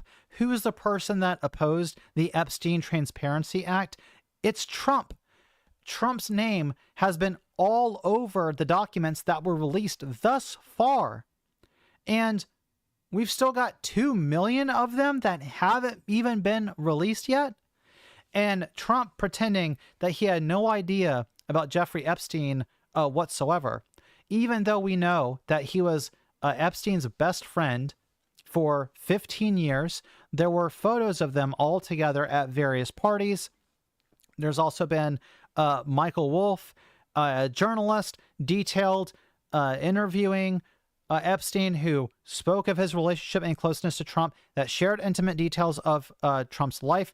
There has been victims that have come forward that have accused Trump. There's been a woman, she was going by, I think, Katie Johnson, but that's a pseudonym. She detailed how she was allegedly sexually assaulted by Trump, and it matched the victim stories that other women told. We also have convictions of Donald Trump in sexual assault of E. Jean Carroll.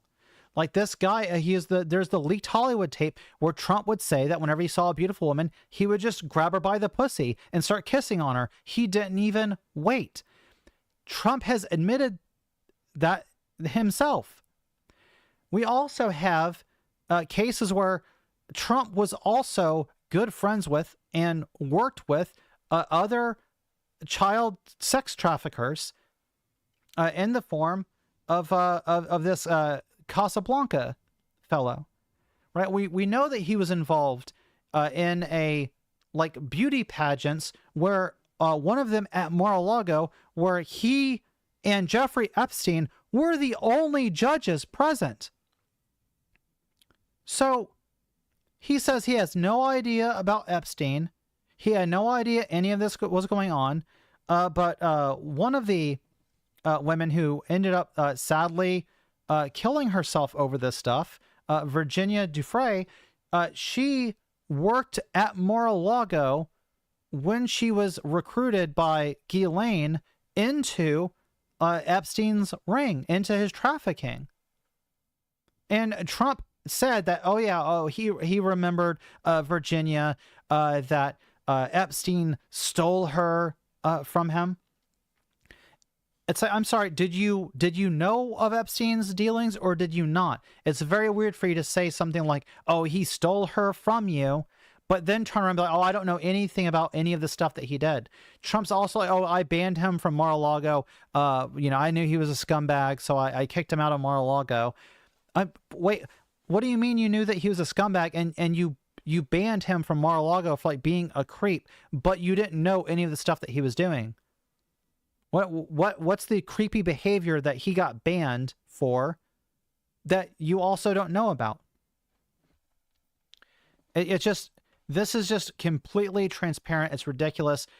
Trump was also present, along some of these private yachts where they're also holding some of these beauty pageant contests, where 15-year-olds and underage girls were made to prance around in front of a lot of these older men that are being passed off as judges for this competition.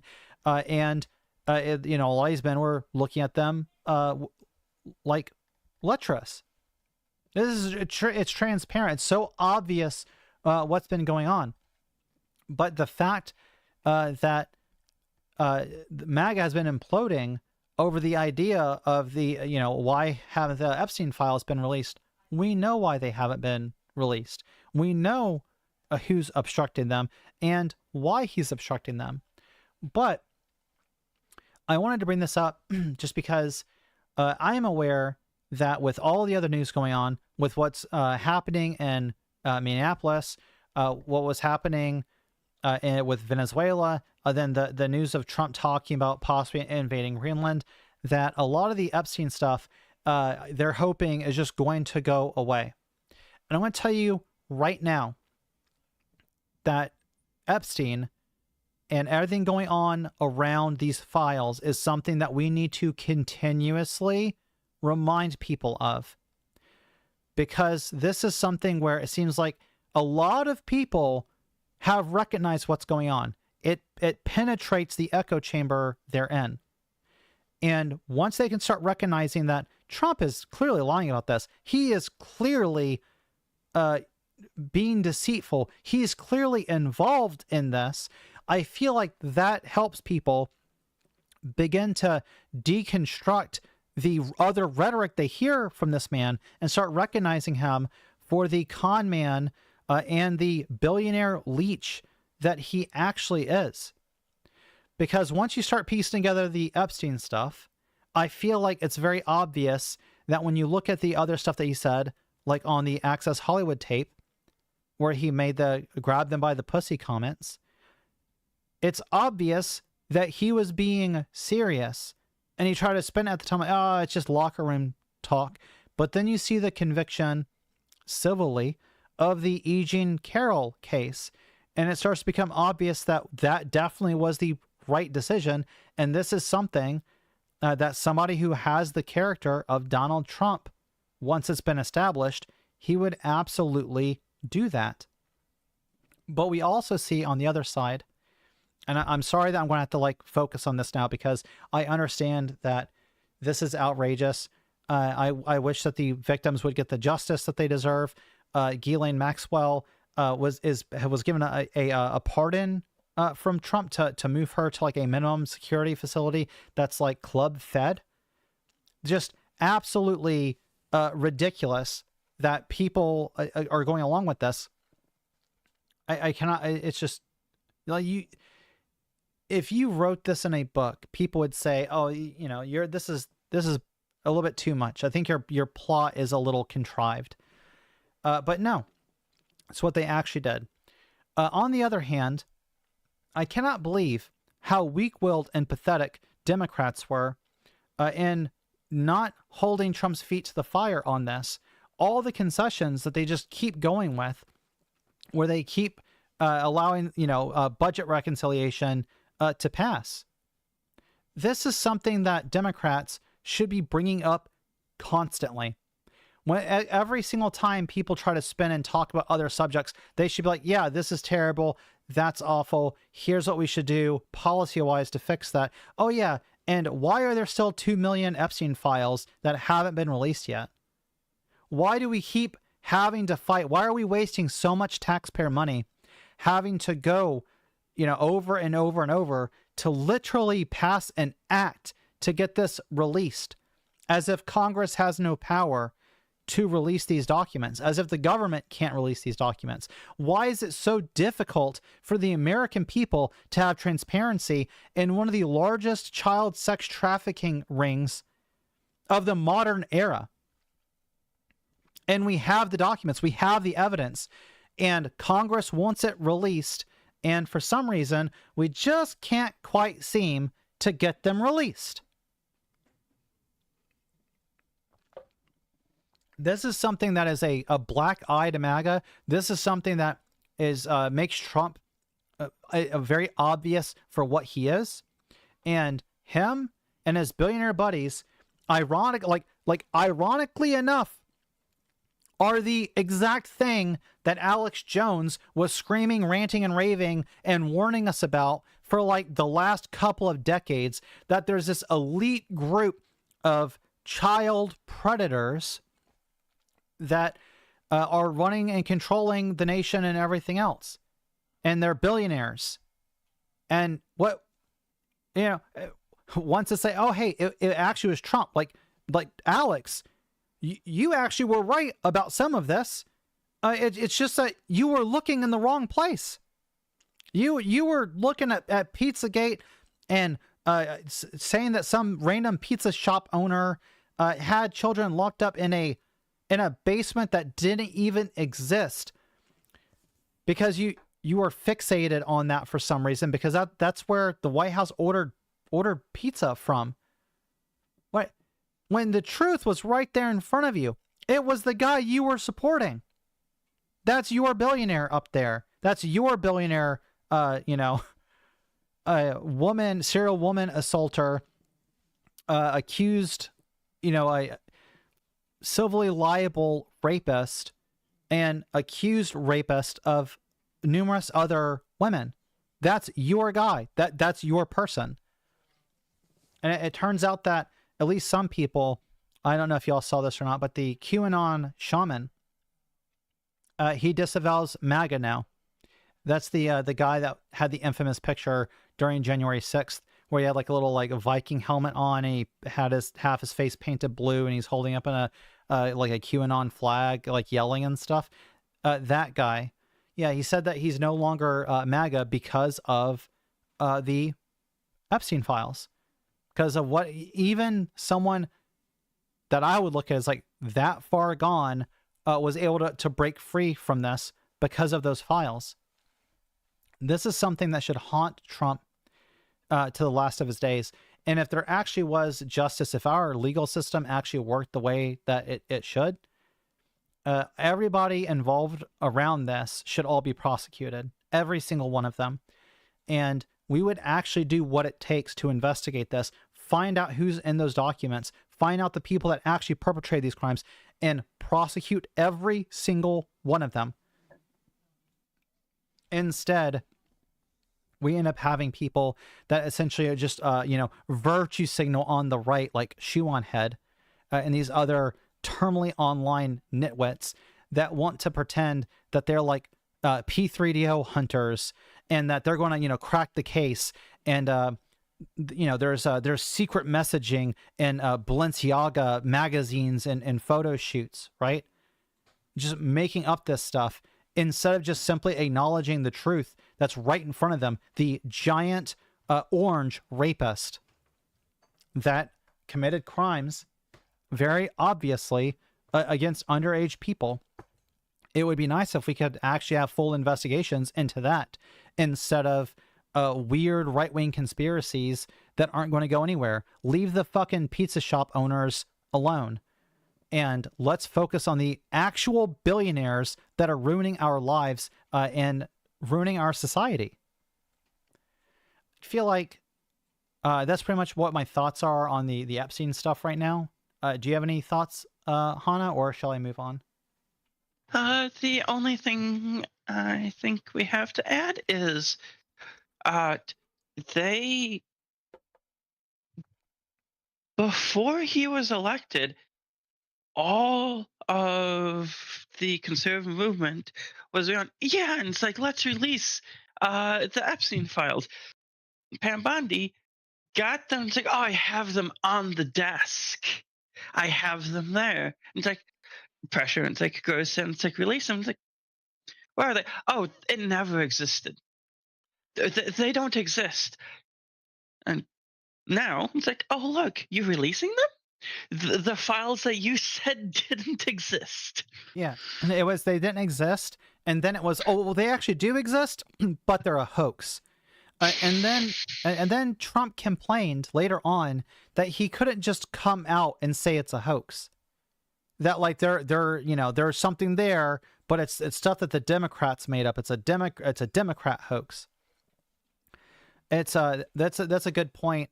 And it's just like all around, every single part of this has been like obviously fucking, bullshit. The entire time it's been obfuscating and garbage because they did not want to release the files because exactly who was involved in there. Yeah. So it's no surprise to us that she's now delaying these releases as much as possible. Right. I guarantee you they're going to try to delay the rest of this release as much as they can to like get past midterms. They're going to do everything they can. Like they dragged their feet with all the other investigations into Trump, it was like pulling teeth when we were asking for any of the evidence that Biden's administration was subpoenaing or the states were subpoenaing Trump for in his other cases leading up to the election. They dragged their feet specifically to get past the election before they turned things over, because they knew if Trump got the presidency, that this stuff would just be washed away. And I'm sure he's wanting to push this back as much as he can to get it past midterms, because he feels like if he can maintain control of the House and Senate during midterms, then they can release all the Epstein stuff and it won't matter, because the House and Senate, if it's conservative controlled, will not impeach him and will not remove him no matter what the Epstein files say. And as soon as he's no longer president, he can just leave the country to some country that we have like a non-extradition treaty with, so that no matter what the files say, he can't be prosecuted. Like, that's more than likely why he's pushing this back so far, is because he feels like as long as they win the midterms, he's essentially like this stuff is just never going to touch him. And sadly enough, even if they lose the midterms, I don't see this stuff actually like ever catching up to him. He's just so old at this point, and he's so much in the twilight of his life that I just don't imagine him being held accountable for this. Like, he's never going to see the inside of a jail cell due to the Epstein stuff. And what I find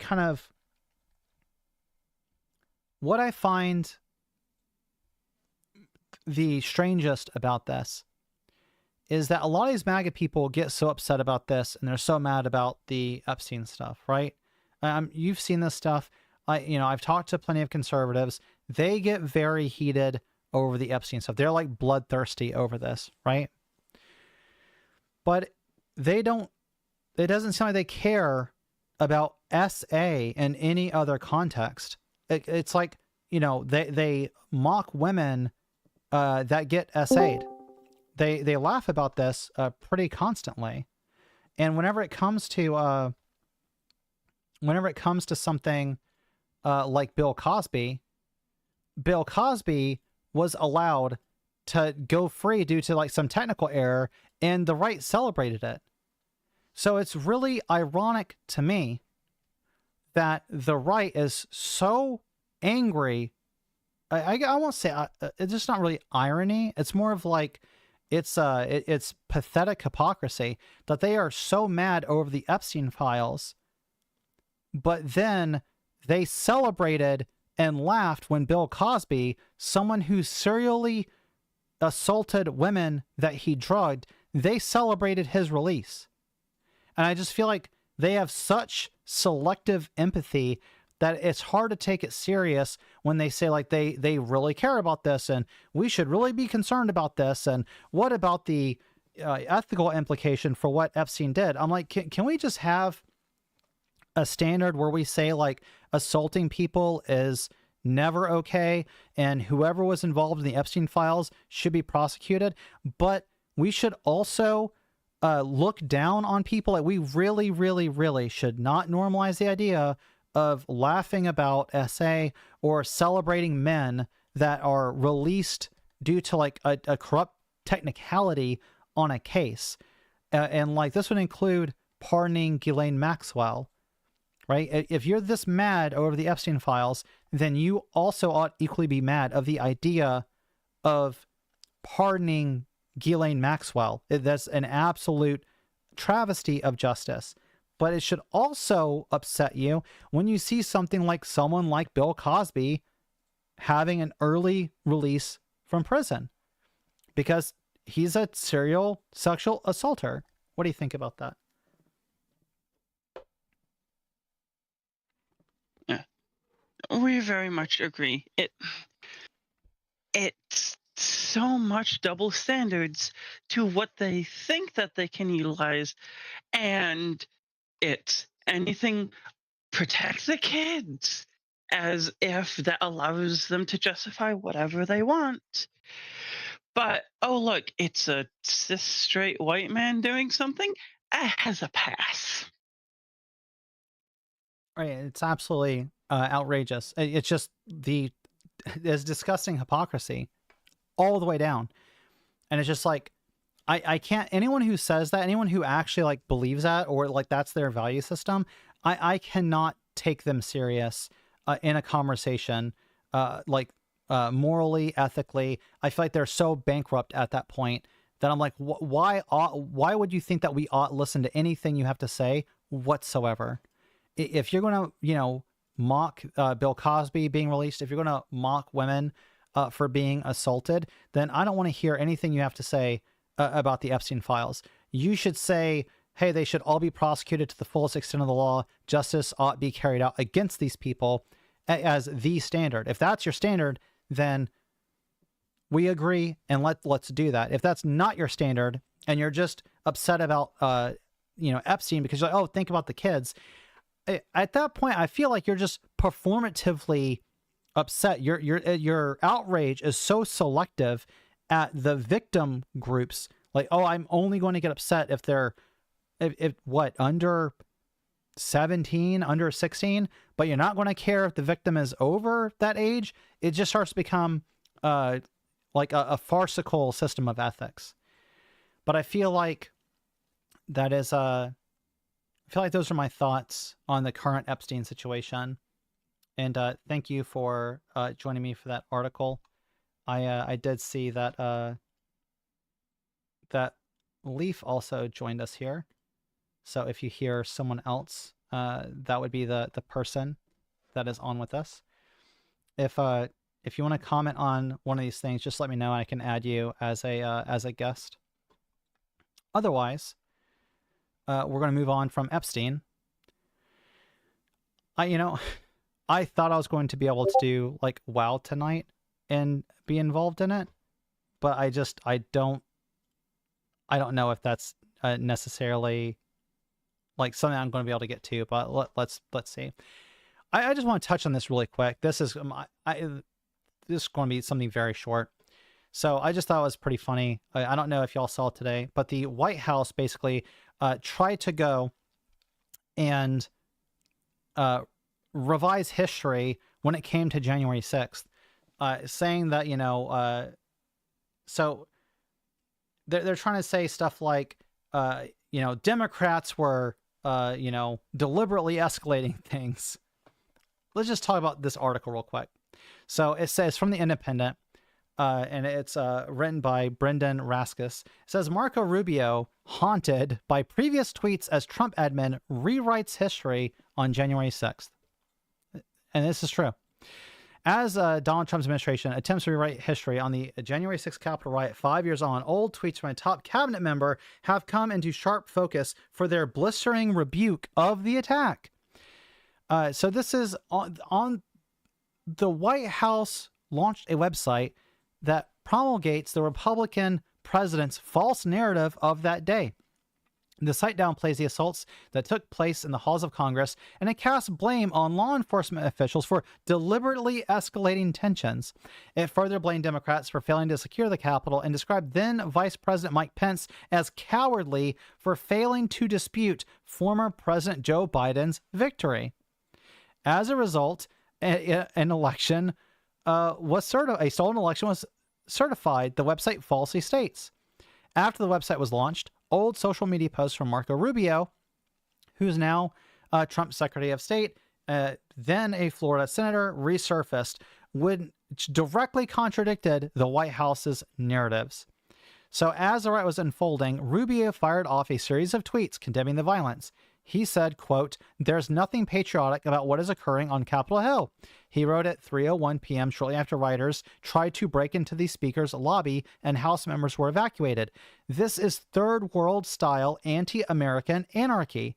Minutes later, he appealed directly to Trump, He said, Mr. President, at Trump, the men and women of law enforcement are under assault. He wrote on Twitter, it is crucial that you help restore order by sending resources to assist the police and ask those doing this to stand down.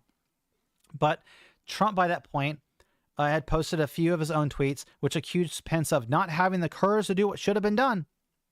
Later in the day, Rubio delivered remarks on the Senate floor, offering a scathing rebuke of the riot. My entire life, I have lived with and next to the people who came to America because their country was chaotic and their country was unsafe, he said. What I saw today, what we have seen, looks more like those countries than the extraordinary nation that I'm privileged to call home.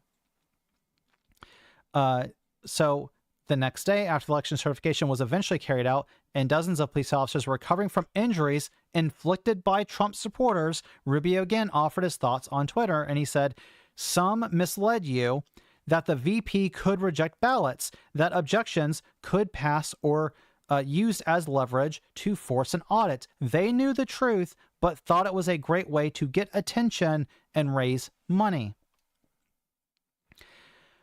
I just find it absolutely sad and pathetic that our president is trying to rewrite history when it comes to January 6th.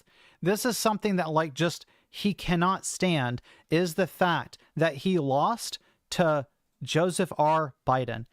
This is something that is just going to haunt Trump forever. His ego is so pathetic and so fragile that instead of acknowledging that he lost an election, and then for 4 years, was trying to foment another campaign only to actually get reelected, he can't even acknowledge that. He has to frame it like it was stolen from him and Biden was, an illegitimate president and doing stupid meme things like replacing Biden's photo with an auto pen, while Trump himself is using an auto pen. This is just pathetic in a way that's difficult to fathom, unless the person that you're talking about is like a malignant narcissist. And I don't like using the language of mental health to cast aspersions at people, but it's difficult to describe this type of behavior in any other way. This is like somebody having an ego that is so pathetically fragile, they can't even acknowledge they lost at something, like someone else won a competition that then they later on tried again and won the competition. They can't stand that there's ever been a mark on their record that they lost or they were defeated even once. No matter what that means.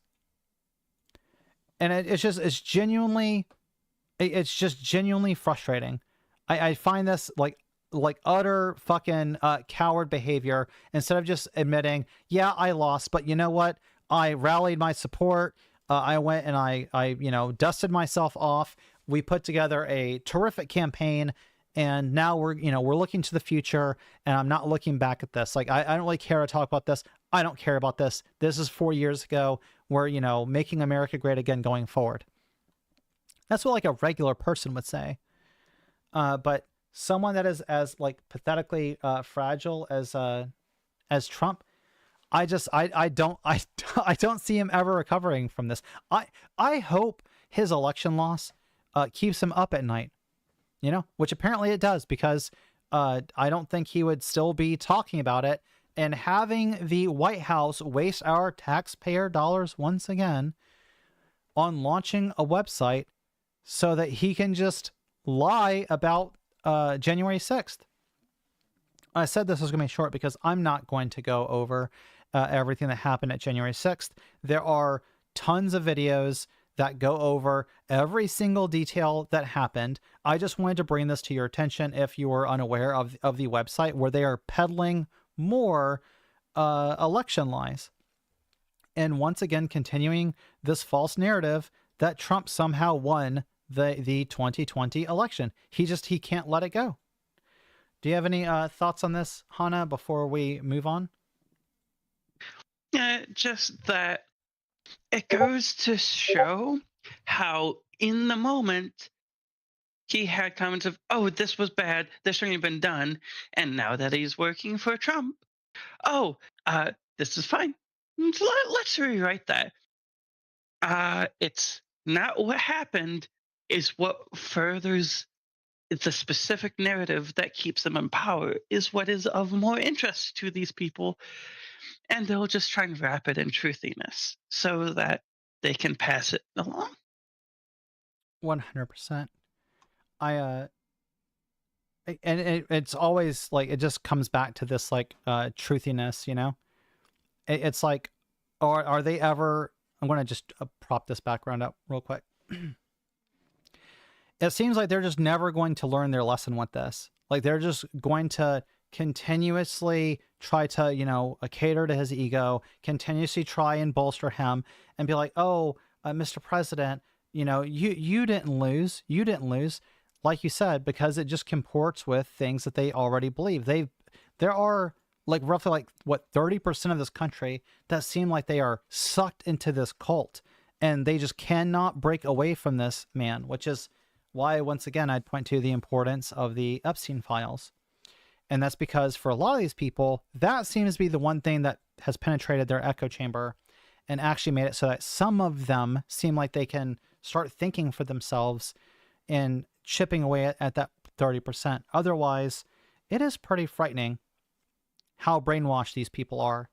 While they accuse us of all being essentially like sheeple or something like that, while they all repeat the exact same talking points that Trump said.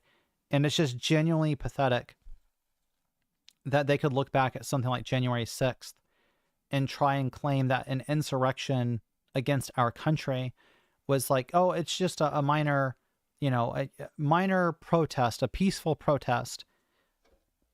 While calling back to the beginning of the stream, they'll look at like an ICE agent murdering an American citizen in the street and peaceful protests springing up around that.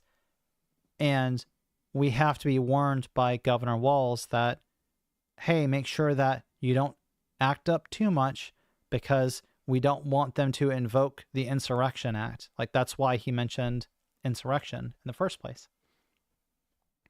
It's just, once again, double standard, right? If they are actively trying to overthrow our democracy and attack the Capitol building, well, that's just peaceful protest. But when we have peaceful protesters who are protesting an American citizen being murdered by ICE, well, now that might be an insurrection, despite it happening in Minnesota, nowhere near the Capitol, and having absolutely nothing to do with our democracy and holding a murderer accountable. That's kind of there's like some of my final thoughts on this subject.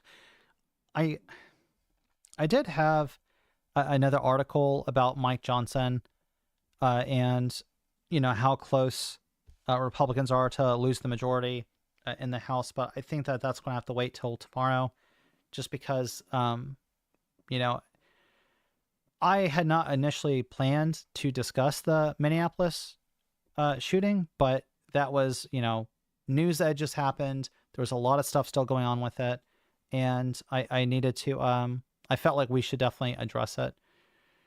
But I mean, I could go over the whatever. It's the last article, so I'll try to go over it very quickly. Unless you have anything else that you want to say about what's going on. Think everything we're talking about has been covered. Yeah, I'm never going to be able to get over that. They have to make up a website to keep perpetuating his lies, like about January 6th. And keep the man-child president happy. Yeah, he cannot get over it. All right. So this is by Politico, and Meredith Hill wrote an article. The House GOP confronts a shocking loss and a difficult road ahead. So members who gathered for a pre-midterm policy retreat were stunned by the death of longtime colleague Doug LaMalfa. So Tuesday was supposed to be a celebration for House Republicans, they're supposed to strategize with Trump about their agenda for the tough election year ahead. Instead, 2026 got off to an unexpectedly somber start as they confronted the sudden death of a well-liked colleague and pondered the dire political and policy straits their dwindling majority has to navigate. Most members learned about California Rep. Doug LaMalfa's overnight passing as they boarded buses outside the Capitol to head to the Kentucky Center for their annual policy meeting. That news, as well as word that another Republican rep, Jim Bayard of Indiana, had been badly hurt in a car crash, cast an immediate pall. Of course, they talk about being shocked, and so even a characteristically freewheeling speech by Trump delivered at the Performing Arts Center, his hand-picked board had recently been named after him without congressional approval. Hardly lighten the mood. The thing is, Bayard, which the article didn't cover, Bayard is 80 years old and got into a pretty significant car wreck. They're saying that he might indefinitely be out of Congress, if he even makes a full recovery from this. And it's good to see you, Kyle, as well. I'm not going to run too much longer. I do have work in the morning, but so for one thing, LaMalfa's death and Bayard's hospitalization represented another blow to their razor-thin majority, leaving many contemplating whether Republicans could ever muster the votes they would need to pass a laundry list of pre-midterm policy priorities. And LaMalfa's death and Georgia Representative Marjorie Taylor Greene's resignation this week left the GOP with a bare 218 votes for at least until early March, with Bayard's indefinite absence and the unreliable support of Libertarian Representative Thomas Massie. Speaker Mike Johnson has to confront a day-to-day struggle to maintain control of the House. His leadership circle, for instance, quickly had to calculate whether they would have enough Republicans in attendance to clear a procedural vote Wednesday, allowing them to pass on a critical government funding package and several other bills this week. We keep saying we are one breath away from the minority, and that's more true today than ever, another House Republican said. So I just want to touch on this real quick. With the, having 218 votes, it means that ultimately they actually only have a single vote majority right now. Single vote. So if one Republican breaks away and votes with Democrats, obviously, there you go. They're not going to be able to pass whatever they're trying to pass. So the idea that MAGA has to essentially stay all lockstep now, otherwise they're not going to be able to get Johnson's agenda passed, is something that definitely does not bode well for them, especially going into the midterm season. All I can say is, as my final thoughts on this, is that I hope going into midterms, we actually still have, fair and free elections. The way that this country has been going, it seems like very much a possibility, as Trump said, like, oh, elect me and you will never need another election again. Like, oh, there's not going to be any more like elections to worry about if I get elected. He said that before he was elected. So if we have fair and free elections, then there's the real possibility that they lose in the midterms. Otherwise, if things keep going as they are, especially with ICE, these Gestapo thugs, and if Trump invades Greenland and throws everything to chaos, I could see Trump trying to do something like declare that we're at war or we're in some emergency state and try and just suspend elections altogether. I would not put that past him at this point, because it seems like there is nothing off the table for what he's willing to do to maintain power, because I think he knows that as long as he has the presidency, he can avoid jail, and he plans on fleeing the country as soon as his term is done if he becomes a lame duck, especially if in the next election cycle a Democrat wins the election. I would not be surprised, again, if we have free and fair elections and the Republicans lose. I could imagine Trump fleeing the country. What do you think, Hannah? Nothing spring to mind to add right now. Just we've already seen with the past election in 2020, Trump doing what he could to try and circumvent our elections. So we have to keep an eye on that. Yeah, I agree. And like I've laid out what my concerns are thus far regarding the elections, but we'll see how it goes. But normally I would have like started playing some games, or I would try to wrap this up with like playing WoW for a while, but I am pretty tired and I do have work tomorrow. Thank you for joining me, Hannah. It was good like having you on with me. It was good talking with you as well, and maybe we will do it again. But I think that is about it, unless you have any final thoughts on any of the articles. No final thoughts. Just was happy to be able to join, and can't wait to join in the future as well.